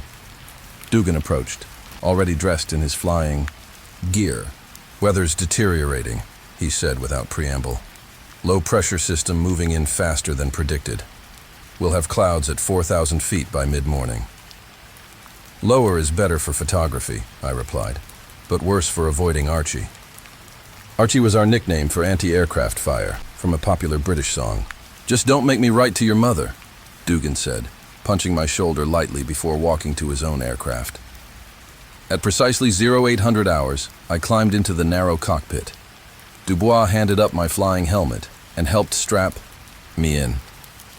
The cockpit was sparse, control stick between my legs, rudder pedals at my feet, and a basic instrument panel showing altitude, airspeed, engine RPM, and oil pressure. No radio communications in 1917. Pilots were on their own, once airborne. The engine start sequence was complex. Fuel on, throttle set, magneto switch on. Then Dubois and another mechanic pulled the propeller through 4 compression strokes to prime the cylinders. "Contact!" I called, and Dubois swung the propeller downward with all his strength. The engine coughed, sputtered, then roared to life. Blue-gray smoke billowed around me as the castor oil used to lubricate the engine burned off. The entire airframe vibrated with the engine's power. I checked the oil pressure gauge, satisfactory. The RPM was steady. I released the wooden wheel chocks and advanced the throttle. The Nieuport rolled forward, bouncing over the uneven grass field. At 45 miles per hour, I eased back on the stick, and the little fighter lifted into the morning air. To my left and right, the escort Nieuports followed suit, their engines adding to the thunderous chorus. I climbed steadily at 500 feet per minute, heading east toward the front lines. Below, the French countryside passed by, a patchwork of farms, woods, and villages.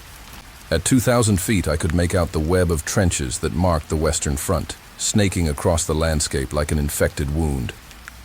At 3,000 feet, I flew over friendly artillery positions, their long barrels pointed skyward. A salvo fired as I passed overhead, the concussion rocking my aircraft. I checked my map, confirming landmarks against the terrain below. At 5,000 feet, I crossed into enemy airspace. Immediately, puffs of black smoke appeared around me. German anti-aircraft fire. The 88mm shells were timed to explode at predetermined altitudes. They couldn't track individual aircraft, but created a deadly barrier that had to be navigated. I jinked left and right, changing altitude frequently to throw off the gunner's aim. Above and behind me, Dugan and Roussel maintained their escort position, scanning the skies for enemy aircraft.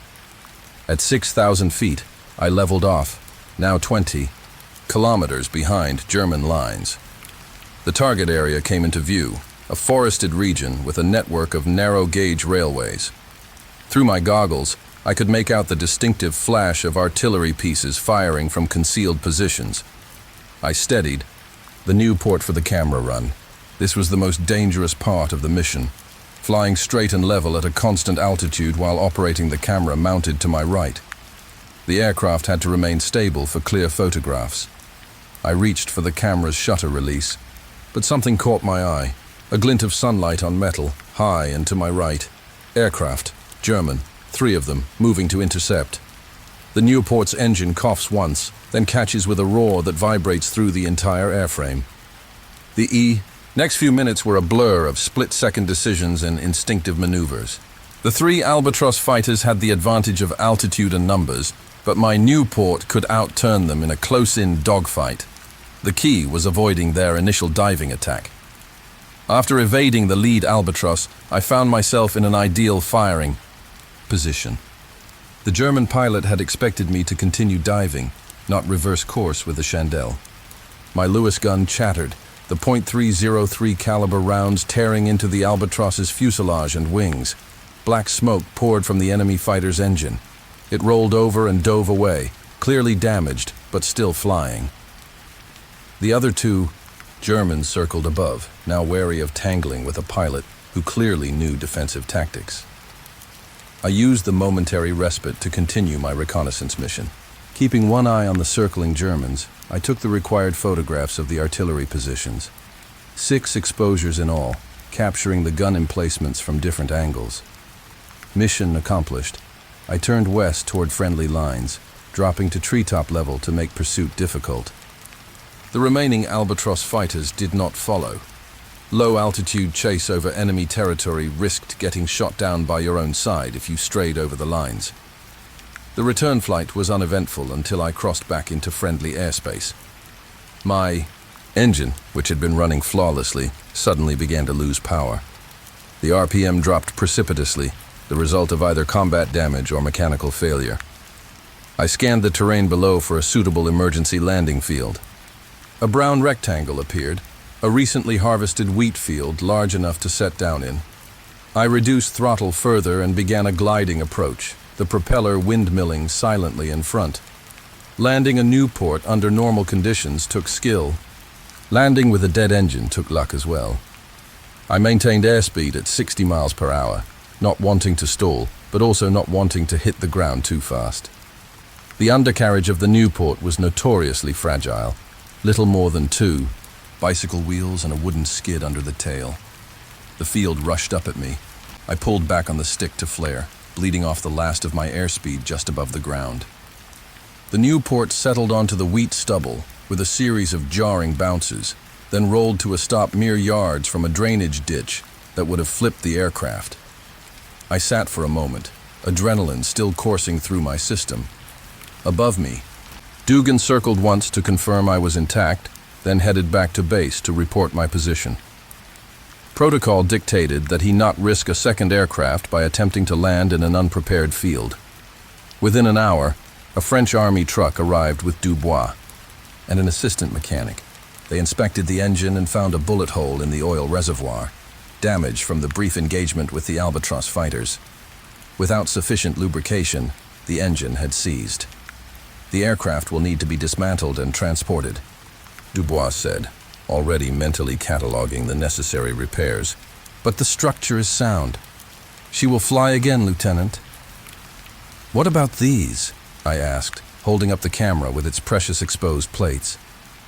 A motorcycle courier is waiting to take them directly to intelligence, the French Army sergeant in charge of the truck replied. Later that evening, back at the airfield, Captain Thénault summoned me to his office. On his desk were prints of my photographs, already developed and analyzed. Excellent work, Thorne, he said, genuine appreciation in his voice. We've identified 4 150mm howitzers and 3 77mm field guns. Artillery Command is adjusting their counter-battery fire as we speak. And the Albatross I hit? Confirmed down by ground observers. Your first victory. I felt a strange mix of emotions, pride in my accomplishment, relief at surviving, but also a sobering awareness that I had just killed another young man, not so different from myself. In aerial combat, there was no anonymity as there was for artillery crews or infantry in the trenches. You saw your opponent, sometimes even their facial expressions. Before one of you died, there will be a ceremony tomorrow, Thénault continued. The Médaille Militaire. The French are quite generous with decorations. I nodded, though medals meant little compared to survival. In our squadron, we had a saying, there are old pilots and bold pilots, but no old, bold pilots.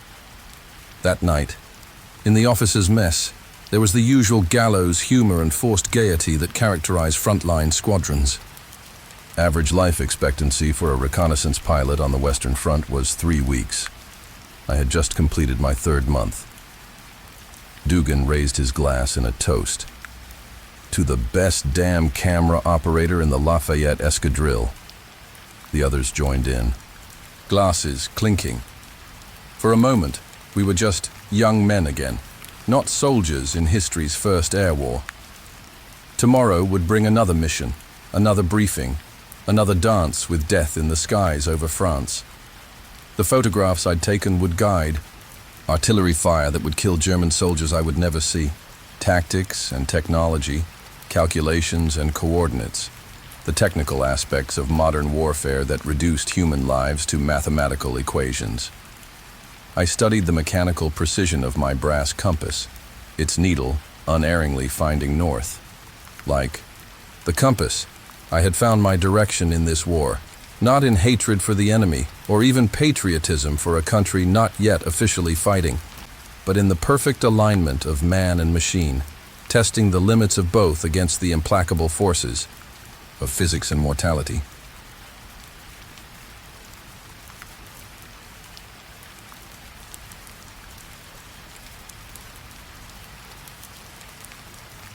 Private First Class James Harker, 23 years old, Company E, 28th Infantry Regiment, 1st Infantry Division.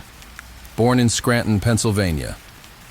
German shells slammed into our trench network with mechanical precision, each impact sending geysers of soil, wood splinters, and flesh skyward. I pressed my body against the mud wall, helmet pulled low, eyes squeezed shut against the rain of debris. The stench of cordite mixed with the copper tang of blood. Sergeant Miller's voice somehow cut through the cacophony. 5 minutes. Fix bayonets. Though his words seemed to reach me through water. My hands trembled as I fumbled with the 17-inch blade, the steel catching the gray dawn light as I locked it onto my Springfield. The whistle would blow soon. We would climb those wooden ladders into the maw of German machine guns at Cantigny. Most of us wouldn't return. I checked my gas mask for the 4th time, said a quick prayer, and took what might be my final deep breath. 3 months earlier, We'd arrived in France full of vigor and naive patriotism. The 1st Division, the big red one, as we called ourselves for the crimson numeral on our shoulder patches, was among the first American units deployed to the Western Front. We'd trained briefly with French veterans who regarded us with a mixture of pity and amusement. Their hollow eyes and weathered faces told stories their words couldn't convey. "Americans," a French lieutenant had remarked to his sergeant in accented English he thought I couldn't understand. "They still think this is a war that can be won." They both laughed, but there was no humor in it. My first night in the trenches came during a rotation near the Montdidier sector in April 1918. The ground was a morass of spring mud that sucked at our boots and turned simple movement into exhausting labor. Our trench, a 7-foot deep scar in the earth, had been hastily improved by French engineers, but rain had collapsed sections of the walls and flooded others to ankle depth. "Home sweet home," said Corporal Davis, a former factory worker from Detroit with a perpetual 5 o'clock shadow and cigarette dangling from his lips. "Get comfortable. Boys, Jerry likes to say good morning with 77s. I spent that night hunched against the trench wall, unable to sleep as rats scurried over my boots and artillery boomed in the distance. By dawn, my uniform was soaked through, and I understood why trenchfoot had become as feared as German bullets. Days blurred together in that nightmare landscape. We stood sentry, repaired collapsed sections, pumped water from flooded dugouts, and waited. Always waiting, for mail, for food, for the inevitable German raids or bombardments. The psychological toll of anticipation was sometimes worse than the violence itself. Our platoon leader, Lieutenant Hayes, was a West Point graduate who maintained a studied composure despite the conditions. "Keep your head down and your rifle clean," he advised during inspections. "Everything else is secondary." 2 weeks into our deployment, German artillery targeted our sector at 300. I was awakened by the first impacts.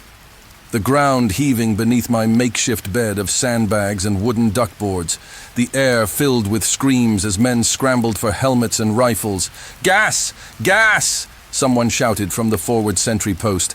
The cry sent ice through my veins. We fumbled for our masks in the darkness, fingers clumsy with fear. I got mine on just as the noxious cloud rolled over our position.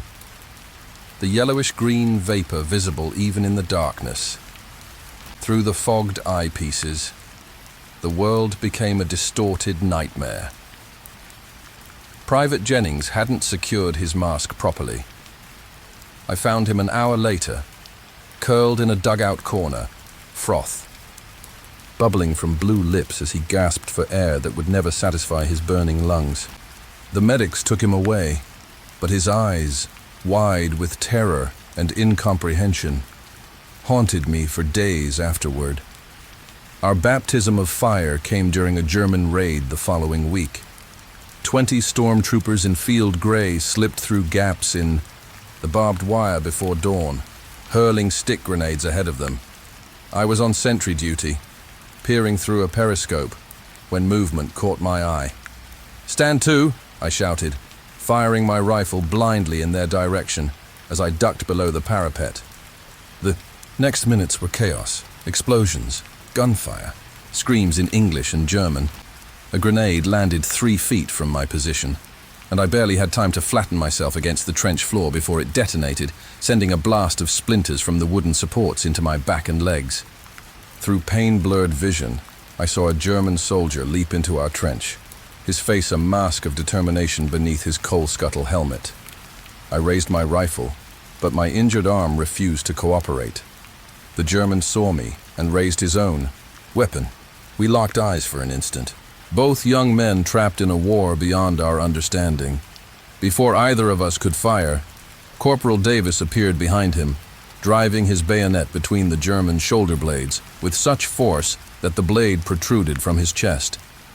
The German's expression registered surprise, then emptiness as Davis yanked the bayonet free and the body crumpled into the mud. "You good?" Davis asked, his voice eerily calm as he wiped the blade on his trousers. I nodded. though I was far from good. That night, I trembled uncontrollably in my dugout, not from the spring chill, but from something deeper, something that had fundamentally changed within me. By late April, rumors circulated that the 1st Division would soon see major action. The French were pressing for American units to take a more active role, and our commanders were eager to prove our worth. Training intensified. We practiced assaults over mock trenches, drilled with bayonets, and endured lectures on German defensive tactics. Captain Reynolds gathered our company on April 25th. Men, I won't sugarcoat this. We're going to attack and capture the town of Cantigny. It will be the first American offensive of the war. The eyes of the entire Allied force will be on us. The significance wasn't lost on anyone. After weeks of defensive operations and small-scale actions, we would be making history, for better or worse. Planning for the Cantigny assault consumed the following weeks. Artillery units moved into position behind our lines. French, 75s and heavier guns that would provide the preparatory bombardment. Engineers stockpiled materials for consolidating captured positions. Tanks, cumbersome French Schneiders, arrived to support the infantry the night before the attack. May 27th, I wrote what might be my final letter home. Dear Mom and Dad, if you're reading this, I've likely fallen in the action scheduled for tomorrow morning. Please don't grieve too deeply. I've made my peace with whatever comes. The men around me are brave beyond words, and our cause is just. Tell Rebecca I'm sorry I won't be coming home to marry her as promised. Your loving son. James, I sealed the envelope and gave it to Lieutenant Hayes, who collected such letters before major operations. His expression revealed nothing as he added mine to a growing stack.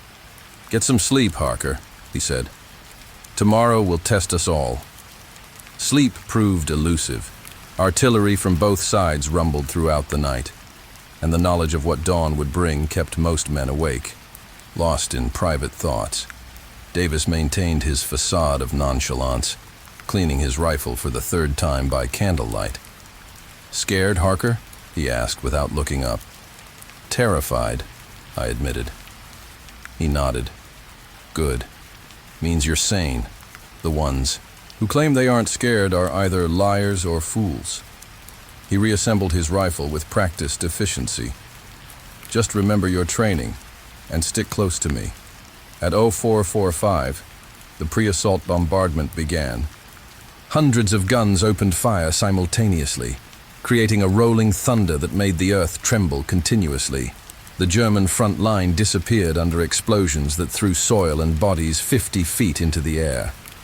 For over an hour, the barrage continued, gradually moving deeper into enemy territory to target their reserves and artillery positions.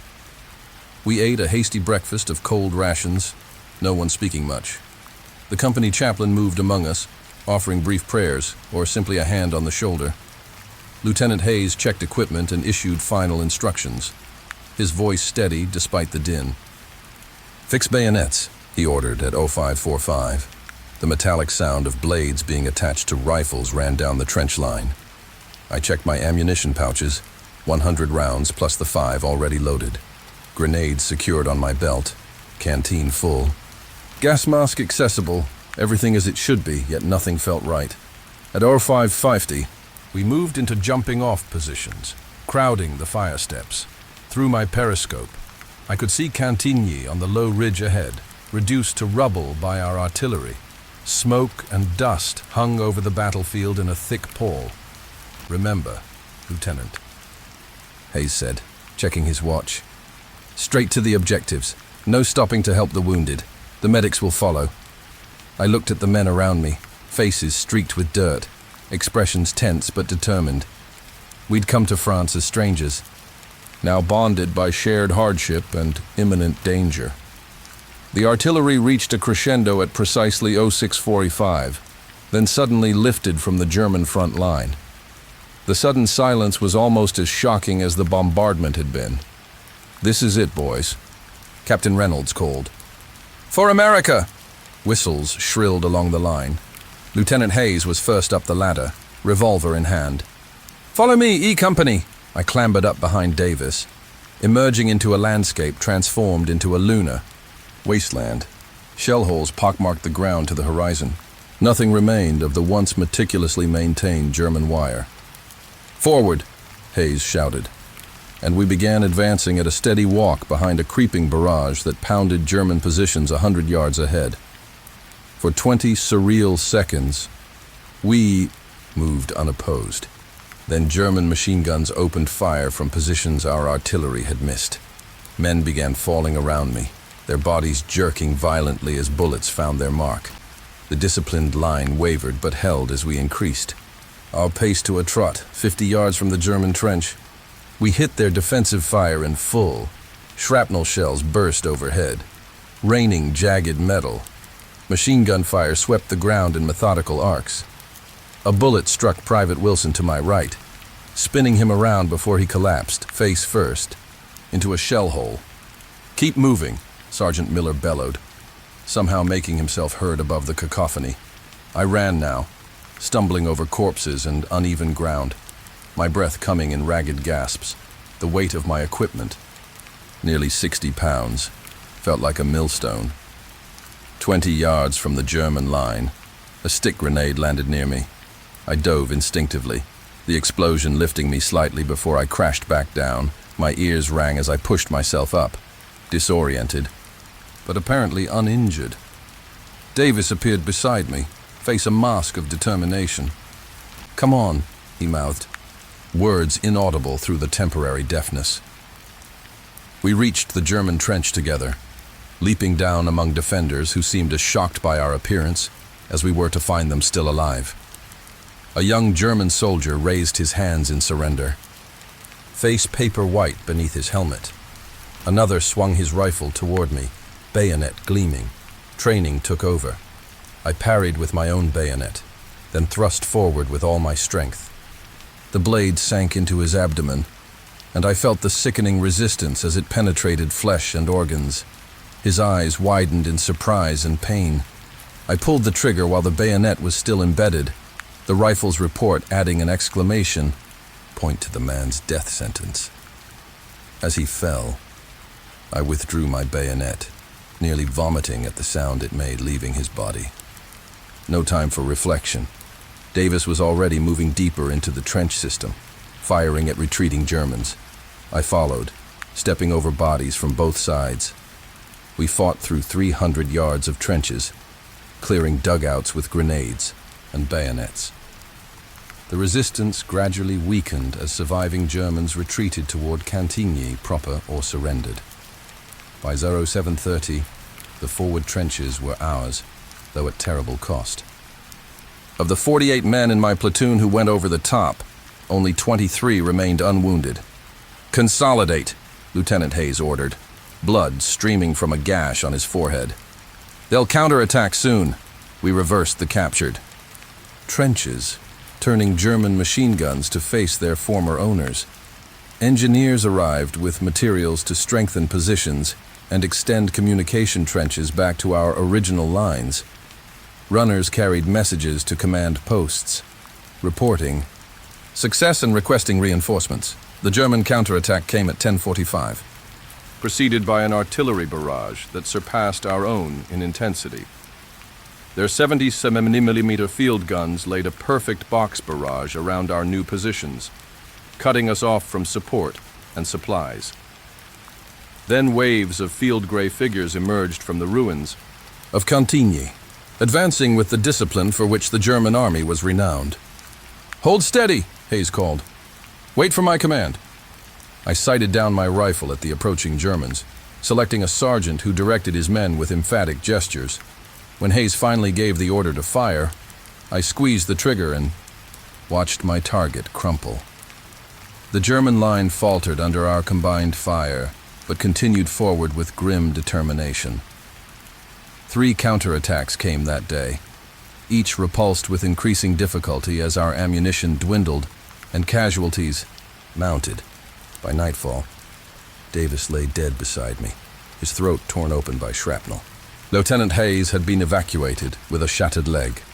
Of my immediate squad, only Sergeant Miller and I remained combat effective. We held Cantigny, but the cost had been devastating. The Big Red One had proven American fighting spirit.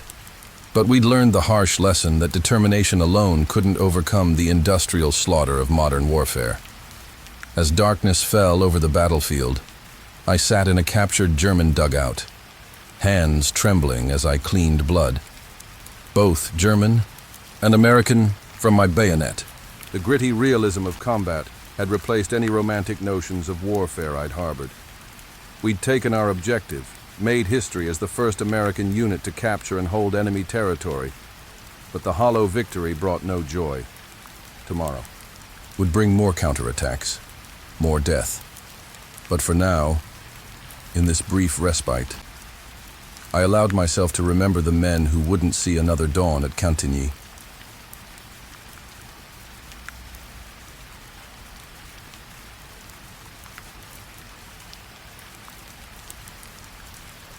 Private Malcolm Ross, 19, 4th Battalion, Seaforth Highlanders, 51st Highland Division, born in Inverness, Scotland.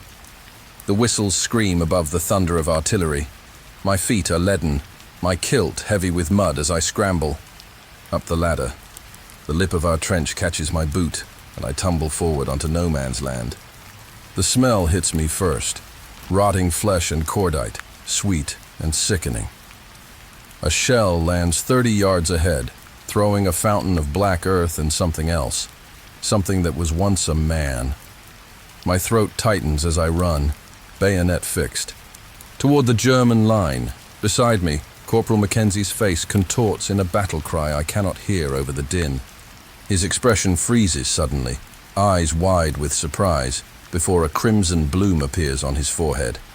He crumples like a marionette with cut strings. I don't stop.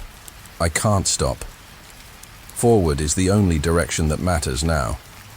The machine gun fire creates a deadly latticework ahead, cutting through our line. Men I've eaten with, slept beside, shared cigarettes with, fall in heaps across the churned earth. But still we run, because we are Highlanders, because we have no choice. It's strange how you remember everything before an attack. Every detail stands out, sharper than it has any right to be. We'd been in the forward trenches for 6 days before the push at Beaumont-Hamel. 6 days of waiting, knowing what was coming. I remember the morning before the attack with painful clarity. Dawn broke gray and miserable, a fine drizzle turning the trench floors to sucking mud that pulled at our boots. The dugout smelled of wet wool, unwashed bodies, and the sweet rot of trench foot. We'd been issued an extra rum ration the night before, always a sign that tomorrow would bring death. Sergeant Wallace moved along our section, checking equipment. "Fix bayonets after the final barrage," he said, his Aberdeenshire accent thick with fatigue. "Remember your training. Short, sharp jabs. Don't get it stuck in the ribs." He was 35, ancient to us boys, with a face weathered by 3 years on the Western Front. I checked my Lee Enfield for the 10th time, working the bolt to ensure it moved freely. My hands trembled slightly. I'd been at the front for 4 months, but tomorrow would be my first proper assault. McIntyre, a fisherman's son from Skye, sat beside me, writing a letter. He was always writing, filling pages with neat script that would go to a sweetheart in Portree. "What do you tell her?" I asked. He shrugged. "Nothing of this. I write about home, about fishing with my da, about the hills in summer. I ask about her family, the village gossip." He folded the paper carefully. "Why burden her with what happens here?" At 1800 hours, Captain Stewart gathered the company. A tall man with a ginger mustache and eyes that had seen too much, he spoke efficiently. "Tomorrow we advance after a 5-day artillery bombardment. Intelligence reports the German wire will be cut, their defenses weakened. We move at 7. 30 on the whistle. First wave will be A and B companies. We follow in the second wave at 7:45. Questions?" There were none. What was there to ask? We all knew the routine, had seen the results of previous pushes. The dead hanging on the wire, the wounded crawling back across no man's land under sniper fire. The Boche defenses are softened, Captain Stewart added, his voice lacking conviction. This time will be different. We'd heard that before. Every attack was going to be different. Every push was going to break through. None ever did. In the early dark of morning, I ate my rations mechanically. Bully beef and hard biscuits that scraped the gums. Around me, men went through private rituals. McIntyre read a small Bible. Wallace cleaned his revolver. Corporal Mackenzie studied a photograph by candlelight. His wife and infant, son. His boy was 6 months old. Mackenzie had never seen him except in photographs. Artillery fire had been constant for days, our guns hammering the German lines. The ground trembled continuously, and the air pressure changed with each heavy shell, making ears pop painfully. "Final barrage starts at 700 hours, Wallace announced. 30 minutes, then we go over. At 6:45, we moved to our jumping-off positions. The trench was crowded, men shoulder to shoulder. I could smell fear. It has a scent, sharp and acrid, like ammonia. My own sweat reeked of it. The final barrage began precisely at 700 hours. The noise was beyond description, a physical thing that pounded the body and rattled the teeth. Our artillery fired with everything they had. The shells screaming overhead to crash into the German lines 200 yards distant. The earth shook violently and dirt cascaded from the trench walls. McIntyre gripped his rifle so tightly his knuckles were white. "Stay close to me," he shouted, though I could barely hear him. "We'll watch for each other." At 7:28, Captain Stewart moved along the line, checking his watch. Whistles were readied. My mouth was bone dry, heart hammering against my ribs. I thought of home, of the hills around Inverness, of my mother's kitchen, of a life that seemed to belong to someone else now. At precisely 7:30, the whistles blew. The sound cut through even the artillery roar, shrill and demanding. Wallace shouted, "Up and at them, Highlanders!" First wave scrambled up the ladders and over the top. For a few seconds, nothing happened. Then machine gun fire erupted from the German lines. Distinctive, rapid chattering that had haunted my nightmares since my first day at the front. Men began to fall immediately, their bodies tumbling back into the trench or sprawling forward onto the cratered earth. The artillery hadn't silenced. The German guns, the wire wasn't cut. It was happening again. At 7:45, our whistles blew. My turn. Now I'm running across ground that resembles the surface of some alien planet. Shell holes filled with stagnant water pockmark. The earth. Nothing grows here. Not a blade of grass, not a weed. Just mud, water, and blood. The first wave has been decimated. Bodies lie everywhere, some moving, most still. Some men have made it to the German wire only to be caught there, hanging like grotesque decorations. I run in a crouch, following. Wallace's instructions to move in short bursts, 5 or 6 seconds at a time, then down, then up again. My lungs burn. The weight of my equipment, rifle, bayonet, ammunition, gas mask, entrenching tool, water bottle, rations, pulls at me. McIntyre is somewhere to my left. I glimpse his tall form weaving between shell holes. Captain Stewart is ahead, revolver in hand, urging us forward. A shell lands close enough to throw me off my feet. I land face first in a shallow crater, the breath knocked from my lungs. For a moment I lie stunned, ears ringing. When I push myself up, my hands come away red. But it's not my blood. The crater is half filled with it, and something else I don't look at too. Closely, I scramble up disoriented. Where is my section? Where is the line? The smoke and confusion make it impossible to tell which direction is forward. A hand grabs my shoulder. It's Wallace, face blackened with cordite. "This way, Ross. Stay with me." We run together, joining a scattered group of Highlanders moving toward a section of German wire that looks passable. Behind us, the third wave is coming over the top. Ahead, the German machine guns continue their deadly work. Wallace falls suddenly, clutching his thigh. "Go on," he shouts when I hesitate. "I'll make it back." I keep moving, because stopping means death. 20 yards from the German wire now, I can see their front trench, the dark slits where their rifles point. A stick grenade arcs through, the air landing in a nearby shell hole where 3 men from B Company have taken cover. The explosion sends dirt and worse raining down. "Wire cutters!" someone shouts. "Who has wire cutters?" The German wire isn't cut. Of course it isn't. Our artillery never cuts the wire, despite what the officers promise. Captain Stewart appears. Beside me, wire cutters in hand. "Cover me!" he orders, and begins snipping at the barbed barrier. I kneel, firing my rifle at the German trench, though I can't see targets, just the occasional helmet or flash of movement. Stewart works methodically, creating a narrow passage. "Through here," he says, breathing hard. "Quick now." I follow. Him through the gap, catching my kilt on a barb that tears the wool and pierces my thigh. The pain is sharp, but distant. Fear has a way of pushing everything else aside. 6 of us make it through the wire. 6 from a company of 100. 20 men.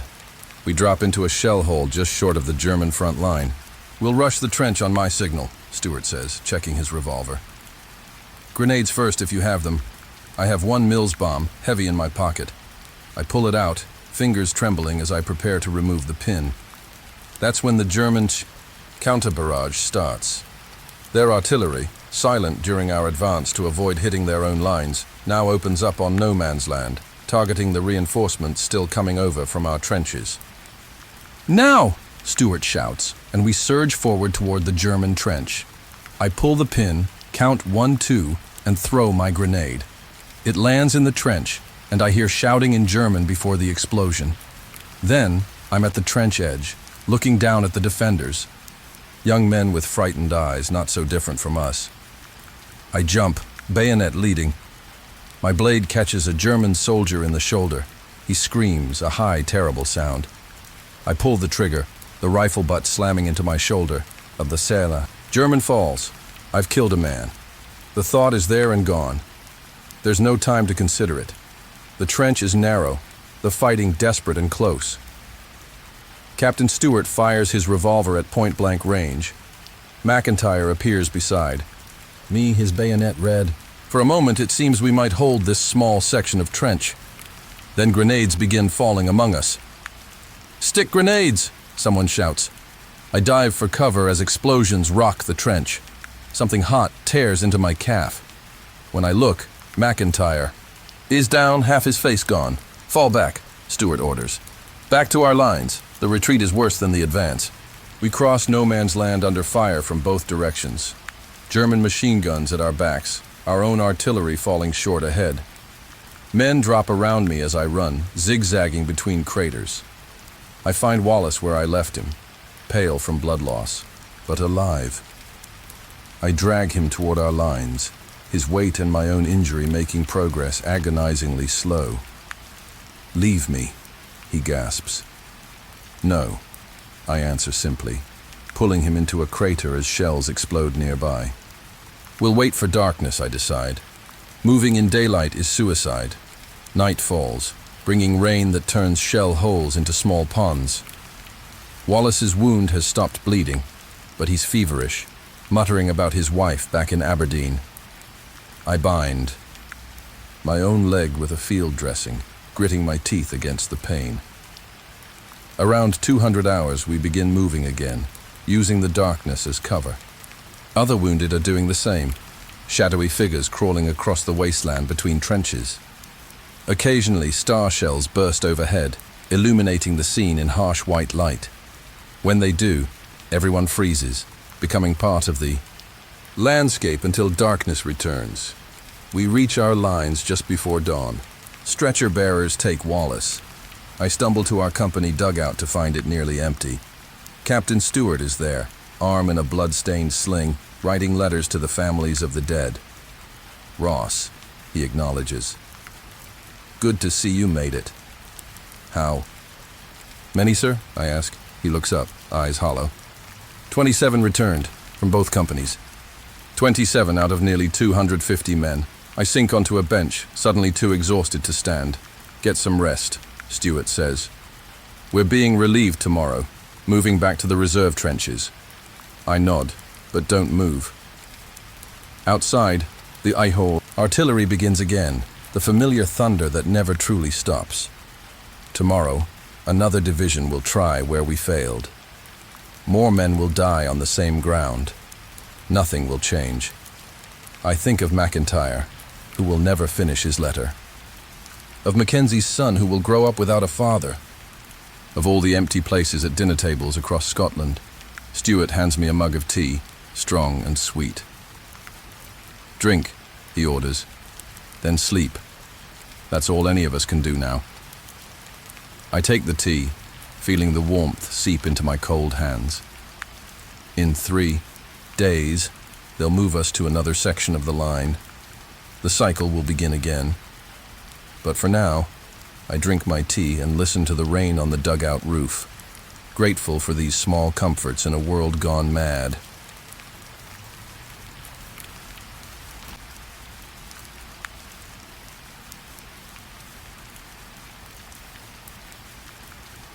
Sapper Thomas Hartley, 24, 171st Tunnelling Company, Royal Engineers, attached to 29th Division, born in Cardiff, Wales. The earth shudders, not the violent convulsions from artillery above, but something more intimate, a tremor through the clay, a whisper of movement where none should exist. I press my ear against the tunnel wall, the damp soil cold against my skin. The candle flame beside me wavers, casting monstrous shadows across rough-hewn timbers. My breathing sounds thunderous in this space, barely wider than my shoulders. Someone's digging, I whisper, though no one can hear me in this forward listening post. Jerry's coming through on the right. I place the geophone against the wall, its metal diaphragm collecting vibrations that confirm what I already know. German tunnelers, perhaps 20 yards away, driving their gallery toward our line. My hands shake as I mark the position on my crude map. Sweat trickles down my back despite the underground chill. I need to report this, but leaving means crawling back through 200 yards of claustrophobic darkness, where the weight of France presses down from above, hungry to collapse and swallow another tunneler whole, which is worse.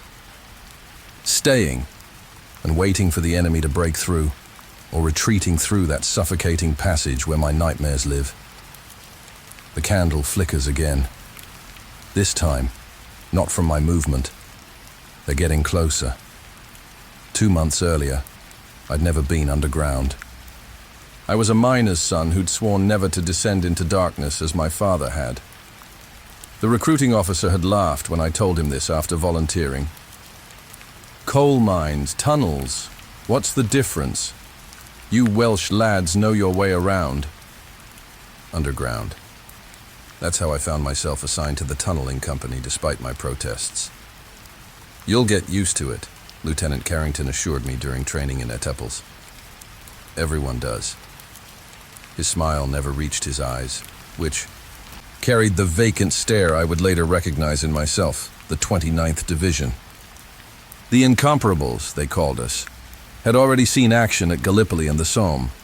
By early 1917, when I joined, the division was preparing for the coming offensive near Arras. But before any advance could happen, we, tunnelers, had our work. My first descent nearly broke me.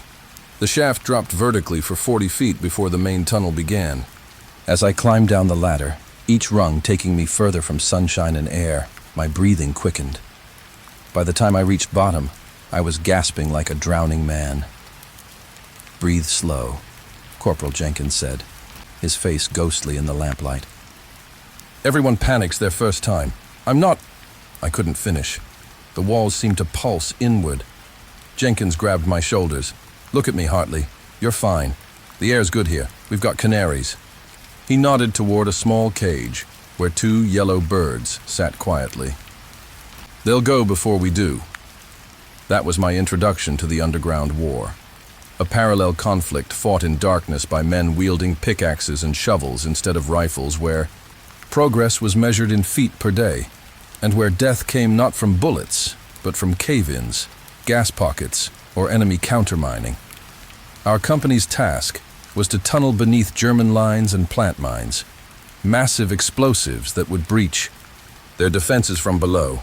But the Germans were doing the same, creating a deadly three-dimensional chess game played in slow motion beneath no man's land. The first weeks were a blur of 12-hour shifts, hands blistered from wielding pickaxes in cramped spaces, backs aching from hauling spoil in canvas bags to the main shaft. We worked in teams of 3, one man to dig, one to bag the soil, one to ferry it back. We rotated positions hourly. The tunnels were barely 5 feet high, forcing us to work hunched over or on our knees. The thicker clay layers were solid enough, but sandy sections required careful timbering to prevent collapse. Lieutenant Carrington visited daily, checking our progress and listening for German activity. He carried a wooden stethoscope-like device, a geophone, that could detect the faint sounds of enemy digging. "The Boche are active east of here," he told us 2 weeks into the operation. "We need to extend a listening gallery. That's how." I became a listener. The loneliest and most maddening job in our underground world. While the main tunnel continued toward its objective, smaller galleries branched off as listening posts where a man would sit alone for hours, ears straining for the faintest sounds of enemy activity. My first listening shift lasted 6 hours. I sat in absolute darkness to preserve my candle, the silence so complete I could hear my own heartbeat. Occasionally, I'd light the candle to check my watch or make notes, but mostly I sat with the geophone pressed against the wall, listening. First, I heard nothing. Then, 3 hours in, the first sounds came, faint scrapes and thumps that might have been my imagination. I noted the time, 02:17 hours. The sounds continued intermittently. By 0300, I was certain. German tunnelers working perhaps 40 yards away. When Jenkins came to relieve me, I showed him my notes. "Good work, Hartley," he said after listening himself. "They're there all right." Lieutenant Carrington confirmed my findings the next day. "They're driving a tunnel toward our line," he said, marking the position on his map. "We'll need to intercept them." That began our race against the Germans, a silent contest where the prize was survival. Our main tunnel continued while a smaller countermine was started toward the German workings. The plan was to break into their tunnel, place charges, and collapse it before they could reach our lines. The work grew more tense as we drew closer to the enemy. We abandoned mechanical drills for hand tools that made less noise. We spoke in whispers, if at all. Every few hours, we'd stop all activity and listen, measuring the Germans' progress. "They're getting closer," Jenkins reported after one listening session. "Maybe 20 yards now," Carrington nodded grimly. "We need to accelerate. Double shifts until we break through." That night brought my first nightmare. I dreamed I was trapped in a collapsing tunnel, soil filling my mouth and nostrils as I tried to scream. I woke gasping in my dugout, the other men still sleeping around me. None of us mentioned our nightmares, though I often saw others jerk, awake, eyes wide with the same terror I felt. 4 days later, tragedy struck. I was working the midnight shift with Jenkins and a Scotsman named McPherson when we heard it. A low rumble that grew quickly to a roar. "Cave in!" Jenkins shouted. "Back! Back!" We scrambled backward as the tunnel ahead collapsed, a wave of dust billowing toward us. When it cleared, Jenkins was taking a head count. "Where's Williams?" "And Thornton?" They had been working the forward section. No one answered. It took us 3 hours to dig through to them. Williams was crushed beneath a fallen timber, dead instantly. Thornton was alive but trapped, a beam pinning his legs. "Get me out," he kept saying, voice eerily calm. "Please get me out."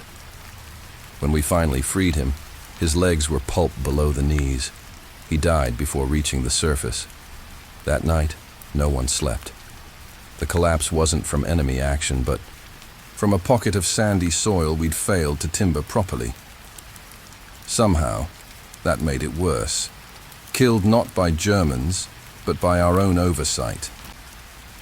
Lieutenant Carrington gathered us the next morning, his face haggard. "We continue," he said simply. 20 yards to intercept. I saw something in his eyes then. Not fear exactly, but a fatalism that chilled me. He'd seen this before.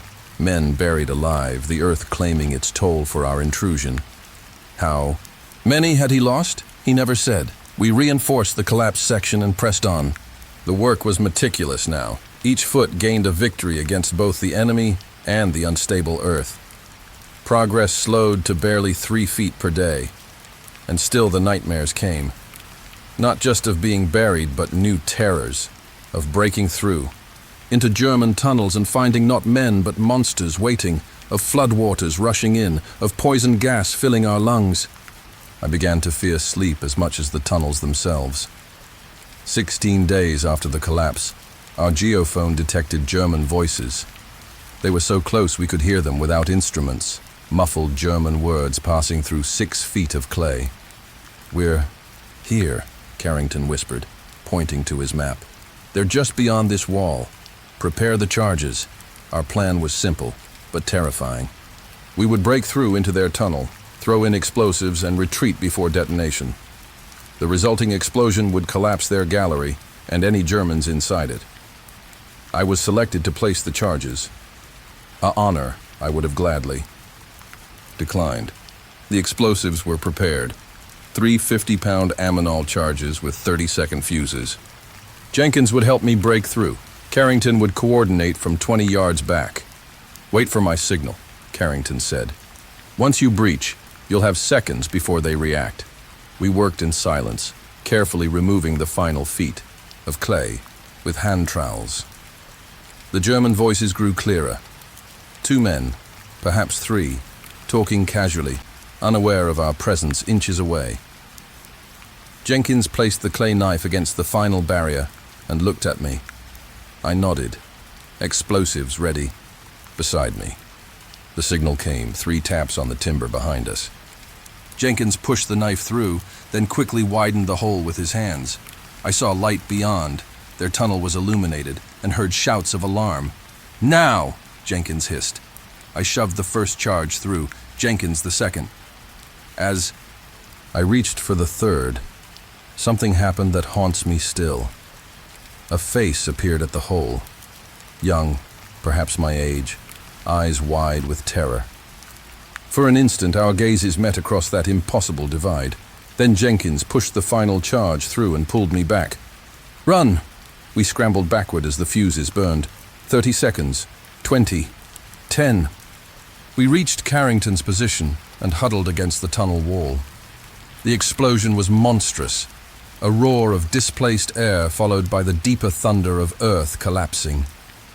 Dust filled our tunnel, choking us as we covered our heads against falling debris. When it cleared, Carrington led us forward to check the result. Where our breakthrough had been was now a solid mass of collapsed earth. The German tunnel was sealed, along with anyone inside it. "Good work," Carrington said, but his voice was hollow. We all felt it. Those men were no different from us, fighting the same war beneath the world. That night, my nightmare changed. I saw not myself, but that German face, buried alive, mouth open in a scream no one would hear. I woke shaking, unsure if I'd been the killer or the killed. 3 days later, I was assigned to a forward listening post, a narrow gallery extending from our main tunnel. My task was simple: listen for new German activity. They had lost 1 tunnel, but they wouldn't stop. Neither would we. And that's where I am now, alone in the flickering candlelight, listening to them coming closer. The scratching has grown louder these past hours. They know where we are now. Perhaps they heard our work or detected our tunnel as we detected theirs. I should report this, warn the others. But something holds me here, ear pressed against the cool clay. There's something intimate about this moment. This connection with unseen men who might kill me or whom I might kill. We're brothers in our underground exile, more alike than different. The candle gutters as a new sound emerges.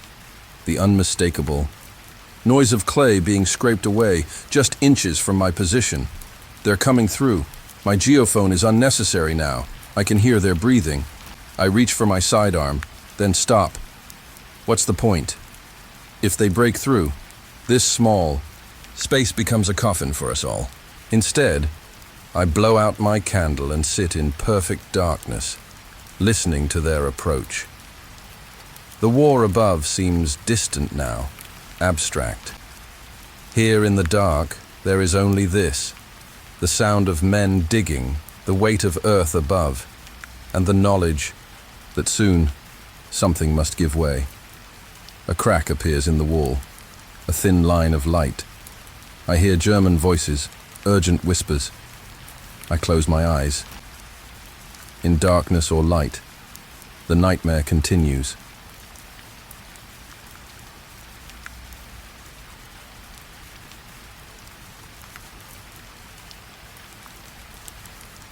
Sergeant James Harrington, 23 years old, 5th Marine Regiment, 2nd Division, born in Boston, Massachusetts. The German machine gun cuts through our line like a scythe through wheat. Bodies crumple mid-stride across the wheat field. I taste copper and dirt, face pressed into the earth, counting each second between bursts. Wheat stalks conceal me for now, but the buzzing rounds pass inches above. Blood trickles down my temple where shrapnel caught me minutes. Argo. My canteen is punctured, water soaking my leg. Somewhere to my left, O'Malley screams for his mother, the sound piercing even through artillery concussions. His voice suddenly stops. The wheat ahead rustles, German patrol approaching. 6 of them, moving cautiously through the stalks. I grip my 1903 Springfield, index finger hovering near the trigger. 20 yards, 15. I hold my breath.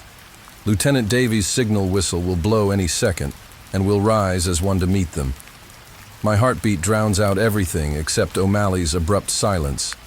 The wheat field that was supposed to be lightly defended has become our killing ground. The whistle pierces the air. The briefing on June 5th seemed straightforward enough. Our Marine Brigade would push through Belleau Wood to break the German advance toward Paris. The brass called it a straightening of the line. We were fresh, untested Americans, eager to prove ourselves after weeks of rear echelon duties. We arrived at the staging area shortly after 0300. Our company commander, Captain Morris, gathered us before dawn. Morning fog clung to the ground, the air heavy with moisture, and the distant rumble of artillery. Men, the 3rd Battalion will lead the assault through the wheat field to establish the front line. We follow as second wave with the 49th Company on our right flank. Once we secure the tree line, we push into the woods proper. Intelligence. Reports light resistance, mostly retreating units. Questions? There were none. We'd trained for this. The French soldiers we passed on the way up looked at us with a mixture of pity and curiosity. They'd been fighting for years. We were new, untouched by the realities they'd endured. The Germans are finished, one French officer told Captain Morris within earshot. But that wheat field is death. Go around it. Morris thanked him politely, but our orders were clear. At 0445, we moved into position. I checked my Springfield rifle one last time, adjusting my ammunition bandoliers and making sure my bayonet slid easily from its scabbard. Around me, other Marines did the same. Peterson played with the St. Christopher medal his mother had sent him. O'Malley thumbed through a worn photograph of his sweetheart. Jenkins meticulously cleaned his rifle bolt, a ritual he performed before any exercise, even back in training.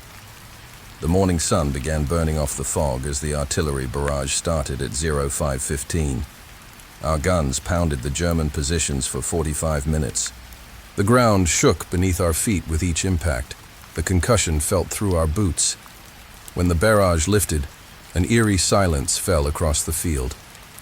Captain Morris looked at his watch, then at us. Fix bayonets. The sound of metal sliding against metal ran through our lines.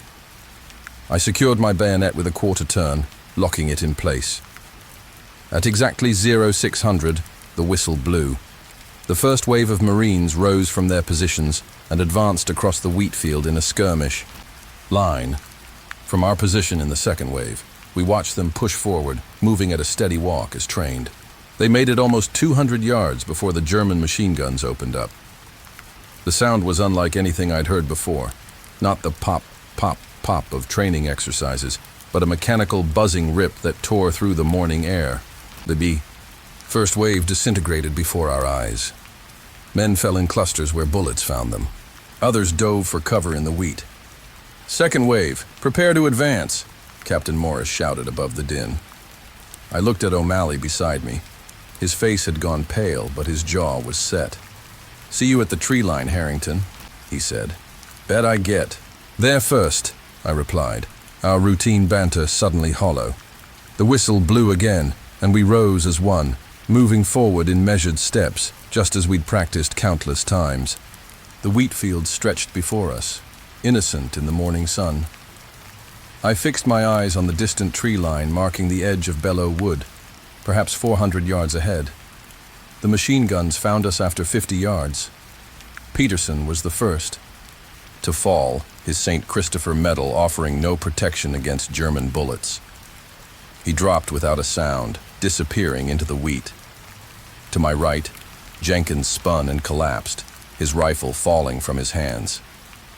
"Spread out!" Lieutenant Davies shouted. 5-yard intervals!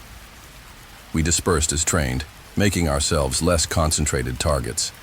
I caught glimpses of the surviving members of the first wave ahead, pinned down in the wheat. A shell exploded 30 yards to our front, throwing dirt and metal skyward. By the time we'd covered half the distance to the woods, our line had thinned dramatically. Captain Morris was down, clutching his thigh where a bullet had found him. The advance slowed, then stalled entirely as the withering fire forced us to ground. I found myself pressed flat against the earth, the sweet smell of wheat mixed with the acrid odor of explosives. Next to me, O'Malley cursed steadily, a stream of profanity that seemed to calm him. "This is fucked, Harrington," he hissed between bursts of machine gun fire. "Intelligence said light resistance. This ain't light. Save your breath," I told him. "We need to move forward. The longer we stay here, the more they'll zero in on our position." Lieutenant Davies crawled through the wheat toward us, his face streaked with dirt and sweat. "Sergeant Harrington, take 4 men and work your way left. There's a machine gun nest at the edge of the trees, maybe 150 yards from here. If we can knock it out, we might be able to advance." I nodded, gesturing to O'Malley and the nearest Marines, Pearson, McCall, and Winters. "You heard him. 5-yard spacing, leapfrog forward. McCall, bring extra grenades." We began the slow, painful process of advancing through the wheat while staying below the German line of fire. One man would crawl forward 10 yards while the others provided covering fire. Then the next would move up. The sun beat down mercilessly, and soon we were soaked with sweat, our uniforms clinging uncomfortably. After 20 minutes of this, we'd covered perhaps 60 yards. The German machine gun continued its deadly work, sweeping the field methodically. Through gaps in the wheat, I caught glimpses of Marines lying motionless across the field.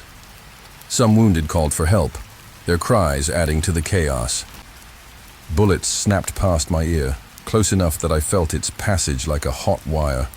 I pressed lower into the dirt, my heart hammering against my ribs. "I can see the position," Pearson whispered, his voice barely audible over the distant sounds of battle. "Concrete emplacement, just like the lieutenant said. 2, maybe 3 men inside."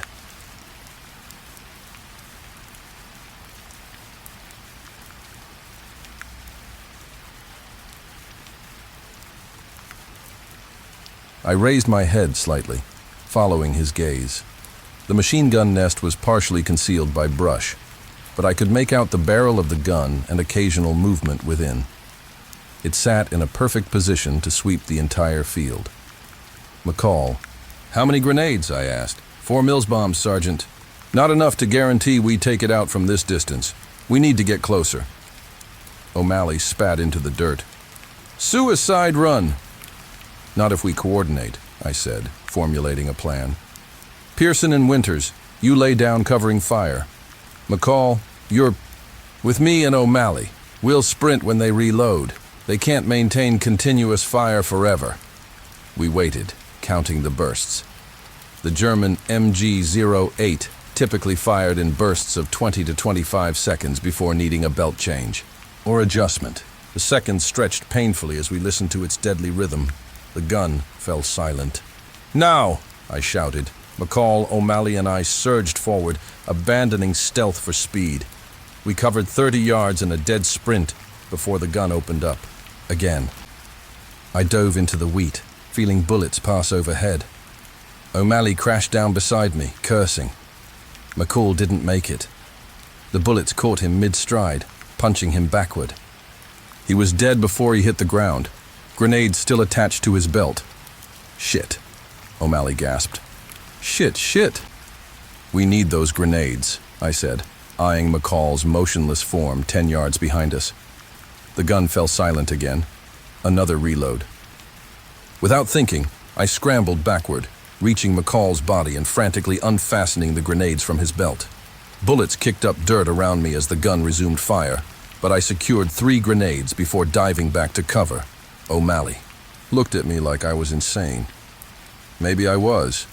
50 more yards, I told him. Next silence. We run like hell. The adrenaline coursing through me dampened the fear, transformed it into a kind of cold calculation. We waited, listening for the pause. When it came, we sprinted again, closing half the remaining distance. The third sprint brought us within 20 yards of the machine gun nest. Close enough. I pulled the pin on a grenade, held it for 2 seconds, then threw it with every ounce of strength I possessed. O'Malley's followed a moment later. The explosions came in quick succession. Screams erupted from the emplacement, and the machine gun fell silent. I didn't wait, pulling the pin on the final grenade and charging forward. O'Malley was right beside me, bayonet fixed, a wild look in his eyes. I threw the grenade into the damaged opening, then flattened myself against the outer wall of the emplacement. The explosion was deafening at such close range. Without hesitation, I swung around and entered the shattered nest, Springfield raised. 2 German soldiers lay dead inside, torn apart by our grenades. A third was alive but grievously wounded, reaching weakly for a Luger pistol beside him. O'Malley barreled in behind me, bayonet ready, but there was no need. I kicked the pistol away and covered the wounded German with my rifle. "American," the German said through bloodied lips, his English surprisingly good. "You will not reach Paris." He died before I could respond, his eyes fixed on some distant point. I felt nothing. Not satisfaction, not remorse. Just a hollow emptiness where such emotions should have been. O'Malley was already examining the captured MG-08. "Still operational," he reported. "I can turn this around, use it against them." I nodded, moving to the firing slit to signal our success. Pearson and Winters had disappeared, either advanced elsewhere or cut down in the field. In the distance, I could see Marines starting to move forward again, now that the deadly machine gun had been silenced. "Lieutenant Davies is bringing up the rest," I told O'Malley. "Looks like we've got a foothold." By 1400 hours, our battered company had secured the edge of Belleau Wood. What had been described as a straightforward operation had cost us nearly 60%. Casualties crossing that single wheat field. The woods themselves still awaited, dark and foreboding. Captain Morris was evacuated with a shattered femur. Lieutenant Davies assumed command of what remained of our company, gathering us at the tree line. "Good work with that machine gun, Sergeant," he told me. "Probably saved dozens of lives." I didn't feel like a hero. I felt like a man who'd survived by luck and nothing more. My uniform was stiff with sweat, dirt, and blood. Some mine, some McCall's, some from the Germans. In the nest, my hands wouldn't stop trembling, so I kept them busy cleaning my rifle. We spent that night in shallow foxholes at the edge of the woods, taking turns on watch. German snipers were active after dark, and occasional artillery shells crashed among the trees. Sleep came in brief snatches, disturbed by memories of the field and the faces of men who wouldn't be going home. The next morning, June 7th, brought our orders to push into the woods proper. Intelligence, which none of us trusted anymore, reported that the Germans were falling back to prepared positions deeper in the forest. 5 days, Lieutenant Davies told us. The brass thinks we'll clear Belleau Wood in 5 days. It would take 3 weeks of the most brutal fighting imaginable. For every yard of forest we claimed, we paid in Marine blood. The Germans had established interlocking fields of fire, with machine guns positioned to cover every approach. They'd had years to perfect the art of defense, and it showed. We advanced trench by trench, shell hole by shell hole. The forest, once verdant, was reduced to shattered stumps and poisoned earth. Artillery from both sides rained constantly, turning the ground into a cratered moonscape. The smell became indescribable: decomposing bodies, explosive residue, poison gas, human waste. O'Malley died on June 12th, caught by a sniper while retrieving water from a shell hole. One moment he was there, the next gone. Just like Peterson, just like McCall, just like so many others. I felt his absence like a physical wound, but there was no time to mourn. The woods demanded all our attention, all our focus, merely to survive. By June 26th, when we finally secured the last German position in Belleau Wood, I was the only original sergeant left in the company. Lieutenant Davies had been promoted to captain after our original company commander was evacuated. Of the 251 men who had started the assault on June 6th, fewer than 80 remained. We were relieved by fresh troops on June 27th. As we trudged rearward toward rest areas, a French officer stopped our column. "You do. Are the Marines from Belleau?" he asked Captain Davies. "What's left of us?" The Frenchman removed his kepi in a gesture of respect. "The Germans have a new name for you. They call you Teufelhunden, devil dogs." Captain Davies just nodded wearily. We had been called worse. I never returned to Belleau Wood, though. Its shadows followed me through the remainder of the war and beyond.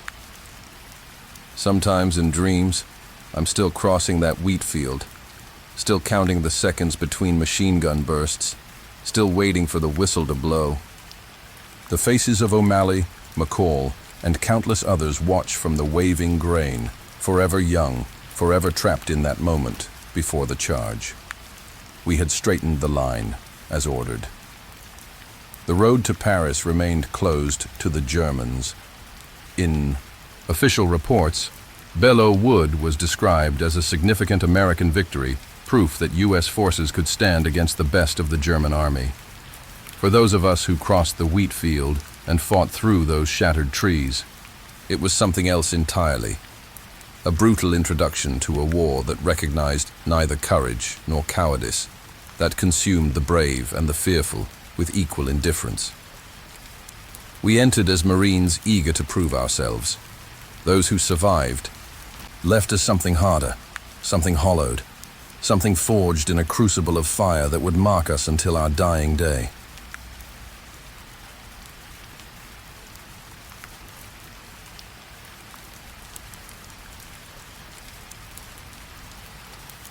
Sergeant James Harrington, 23 years old, 5th Marine Regiment, 2nd Division, born in Boston, Massachusetts. The German machine gun cuts through our line like a scythe through wheat. Bodies crumple mid-stride across the wheat. Field. I taste copper and dirt, face pressed into the earth, counting each second between bursts. Wheat stalks conceal me for now, but the buzzing rounds pass inches above. Blood trickles down my temple where shrapnel caught me minutes ago. My canteen is punctured, water soaking my leg. Somewhere to my left, O'Malley screams for his mother, the sound piercing even through artillery concussions. His voice suddenly stops. The wheat ahead rustles. German patrol approaching. 6 of them, moving cautiously through the stalks. I grip my 1903 Springfield, index finger hovering near the trigger. 20 yards. 15. I hold my breath. Lieutenant Davis's signal whistle will blow any second, and we'll rise as one to meet them. My heartbeat drowns out everything except O'Malley's abrupt silence. The wheat field that was supposed to be lightly defended has become our killing ground. The whistle pierces the air. The briefing on June 5th seemed straightforward enough. Our Marine Brigade would push through Belleau Wood to break the German advance toward Paris. The pike, brass called it a straightening of the line. We were fresh, untested Americans, eager to prove ourselves after weeks of rear echelon duties. We arrived at the staging area shortly after 0300. Our company commander, Captain Morris, gathered us before dawn. Morning fog clung to the ground, the air heavy with moisture and the distant rumble of artillery. Men, the 3rd Battalion will lead the assault through the wheat field to establish the front line. We follow as second wave with the 49th Company on our right flank. Once we secure the tree line, we push into the woods proper. Intelligence. Reports light resistance, mostly retreating units. Questions? There were none. We'd trained for this. The French soldiers we passed on the way up looked at us with a mixture of pity and curiosity. They'd been fighting for years. We were new, untouched by the realities they'd endured. The Germans are finished, one French officer told Captain Morris within earshot. But that wheat field is death. Go around it. Morris thanked him politely, but our orders were clear. At 0445, we moved into position. I checked my Springfield rifle one last time, adjusting my ammunition bandoliers and making sure my bayonet slid easily from its scabbard. Around me, other Marines did the same. Peterson played with the St. Christopher medal his mother had sent him. O'Malley thumbed through a worn photograph of his sweetheart. Jenkins meticulously cleaned his rifle bolt, a ritual he performed before any exercise, even back in training. The morning sun began burning off the fog as the artillery barrage started at 0515. Our guns pounded the German positions for 45 minutes. The ground shook beneath our feet with each impact. The concussion felt through our boots. When the barrage lifted, an eerie silence fell across the field. Captain Morris looked at his watch, then at us. Fix bayonets. The sound of metal sliding against metal ran through our lines. I secured my bayonet with a quarter turn, locking it in place. At exactly 0600, the whistle blew. The first wave of Marines rose from their positions and advanced across the wheat field in a skirmish line. From our position in the second wave, we watched them push forward, moving at a steady walk as trained. They made it almost 200 yards before the German machine guns opened up. The sound was unlike anything I'd heard before. Not the pop, pop, pop of training exercises, but a mechanical buzzing rip that tore through the morning air. The first wave disintegrated before our eyes. Men fell in clusters where bullets found them. Others dove for cover in the wheat. "Second wave, prepare to advance," Captain Morris shouted above the din. I looked at O'Malley beside me. His face had gone pale, but his jaw was set. "See you at the tree line, Harrington," he said. "Bet I get." "There first," I replied, our routine banter suddenly hollow. The whistle blew again, and we rose as one, moving forward in measured steps, just as we'd practiced countless times. The wheat field stretched before us, innocent in the morning sun. I fixed my eyes on the distant tree line, marking the edge of Belleau Wood, perhaps 400 yards ahead. The machine guns found us after 50 yards. Peterson was the first to fall, his St. Christopher medal offering no protection against German bullets. He dropped without a sound, disappearing into the wheat. To my right, Jenkins spun and collapsed, his rifle falling from his hands. "Spread out!" Lieutenant Davies shouted. 5-yard intervals! We dispersed as trained, making ourselves less concentrated targets. I caught glimpses of the surviving members of the first wave ahead, pinned down in the wheat. A shell exploded 30 yards to our front, throwing dirt and metal skyward. By the time we'd covered half the distance to the woods, our line had thinned dramatically. Captain Morris was down, clutching his thigh where a bullet had found him. The advance slowed, then stalled entirely as the withering fire forced us to ground. I found myself pressed flat against the earth, the sweet smell of wheat mixed with the acrid odor of explosives. Next to me, O'Malley cursed steadily, a stream of profanity that seemed to calm him. "This is fucked, Harrington," he hissed between bursts of machine gun fire. "Intelligence said light resistance. This ain't light. Save your breath," I told him. "We need to move forward. The longer we stay here, the more they'll zero in on our position." Lieutenant Davies crawled through the wheat toward us, his face streaked with dirt and sweat. "Sergeant Harrington, take 4 men and work your way left. There's a machine gun nest at the edge of the trees, maybe 150 yards from here. If we can knock it out, we might be able to advance." I nodded, gesturing to O'Malley and the nearest Marines, Pearson, McCall, and Winters. "You heard him. 5-yard spacing, leapfrog forward. McCall, bring extra grenades." We began the slow, painful process of advancing through the wheat while staying below the German line of fire. One man would crawl forward 10 yards while the others provided covering fire. Then the next would move up. The sun beat down mercilessly, and soon we were soaked with sweat, our uniforms clinging uncomfortably. After 20 minutes of this, we'd covered perhaps 60 yards.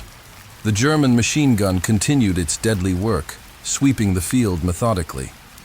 Through gaps in the wheat, I caught glimpses of Marines lying motionless across the field. Some wounded called for help, their cries adding to the chaos. Bullets snapped past my ear, close enough that I felt its passage like a hot wire. I pressed lower into the dirt, my heart hammering against my ribs.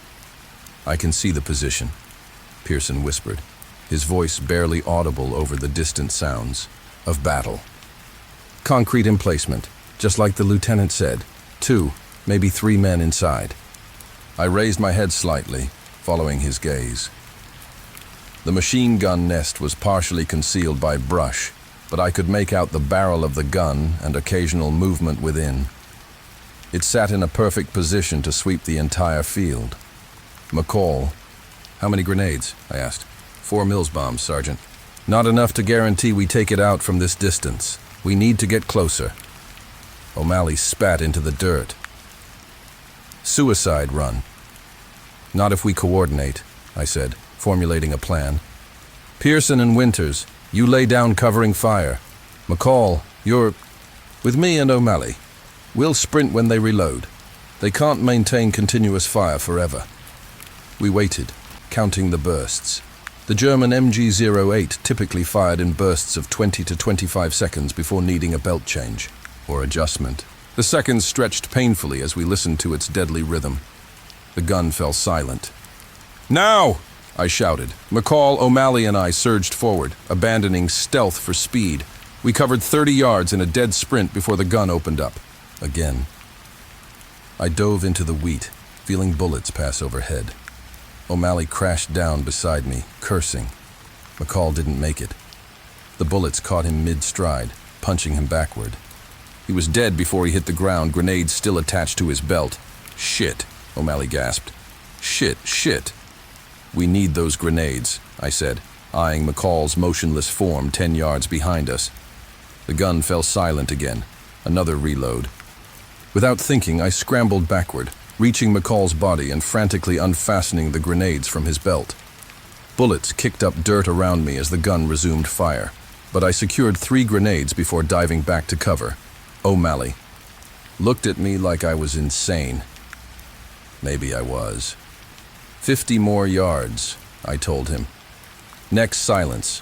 We run like hell. The adrenaline coursing through me dampened the fear, transformed it into a kind of cold calculation. We waited, listening for the pause. When it came, we sprinted again, closing half the remaining distance. The third sprint brought us within 20 yards of the machine gun nest. Close enough. I pulled the pin on a grenade, held it for 2 seconds, then threw it with every ounce of strength I possessed. O'Malley's followed a moment later. The explosions came in quick succession. Screams erupted from the emplacement, and the machine gun fell silent.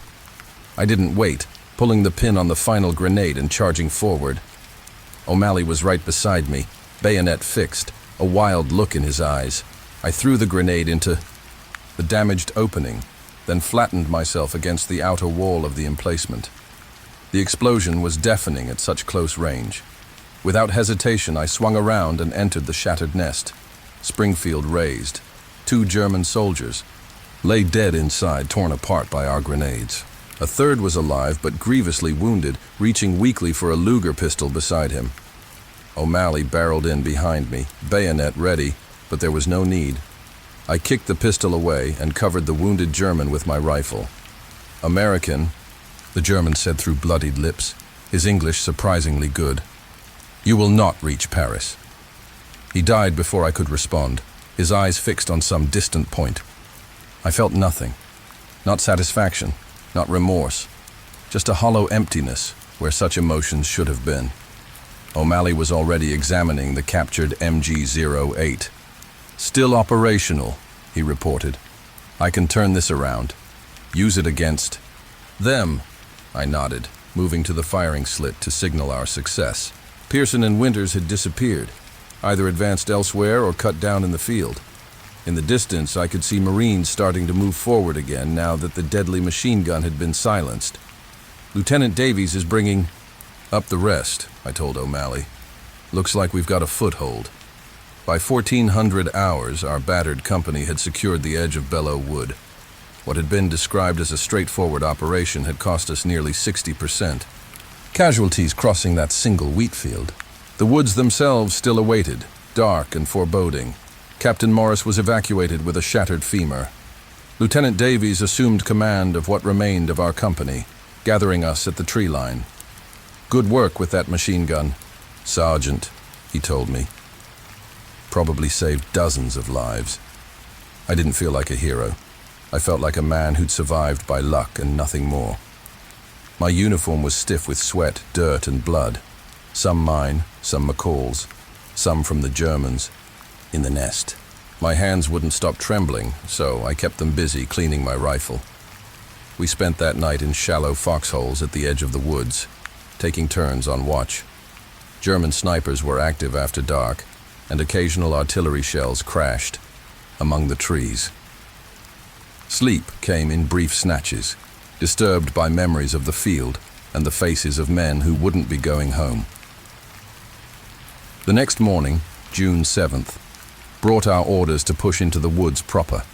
Intelligence, which none of us trusted anymore, reported that the Germans were falling back to prepared positions deeper in the forest. 5 days, Lieutenant Davies told us. "The brass thinks we'll clear Belleau Wood in 5 days. It would take 3 weeks of the most brutal fighting imaginable. For every yard of forest we claimed, we paid in Marine blood."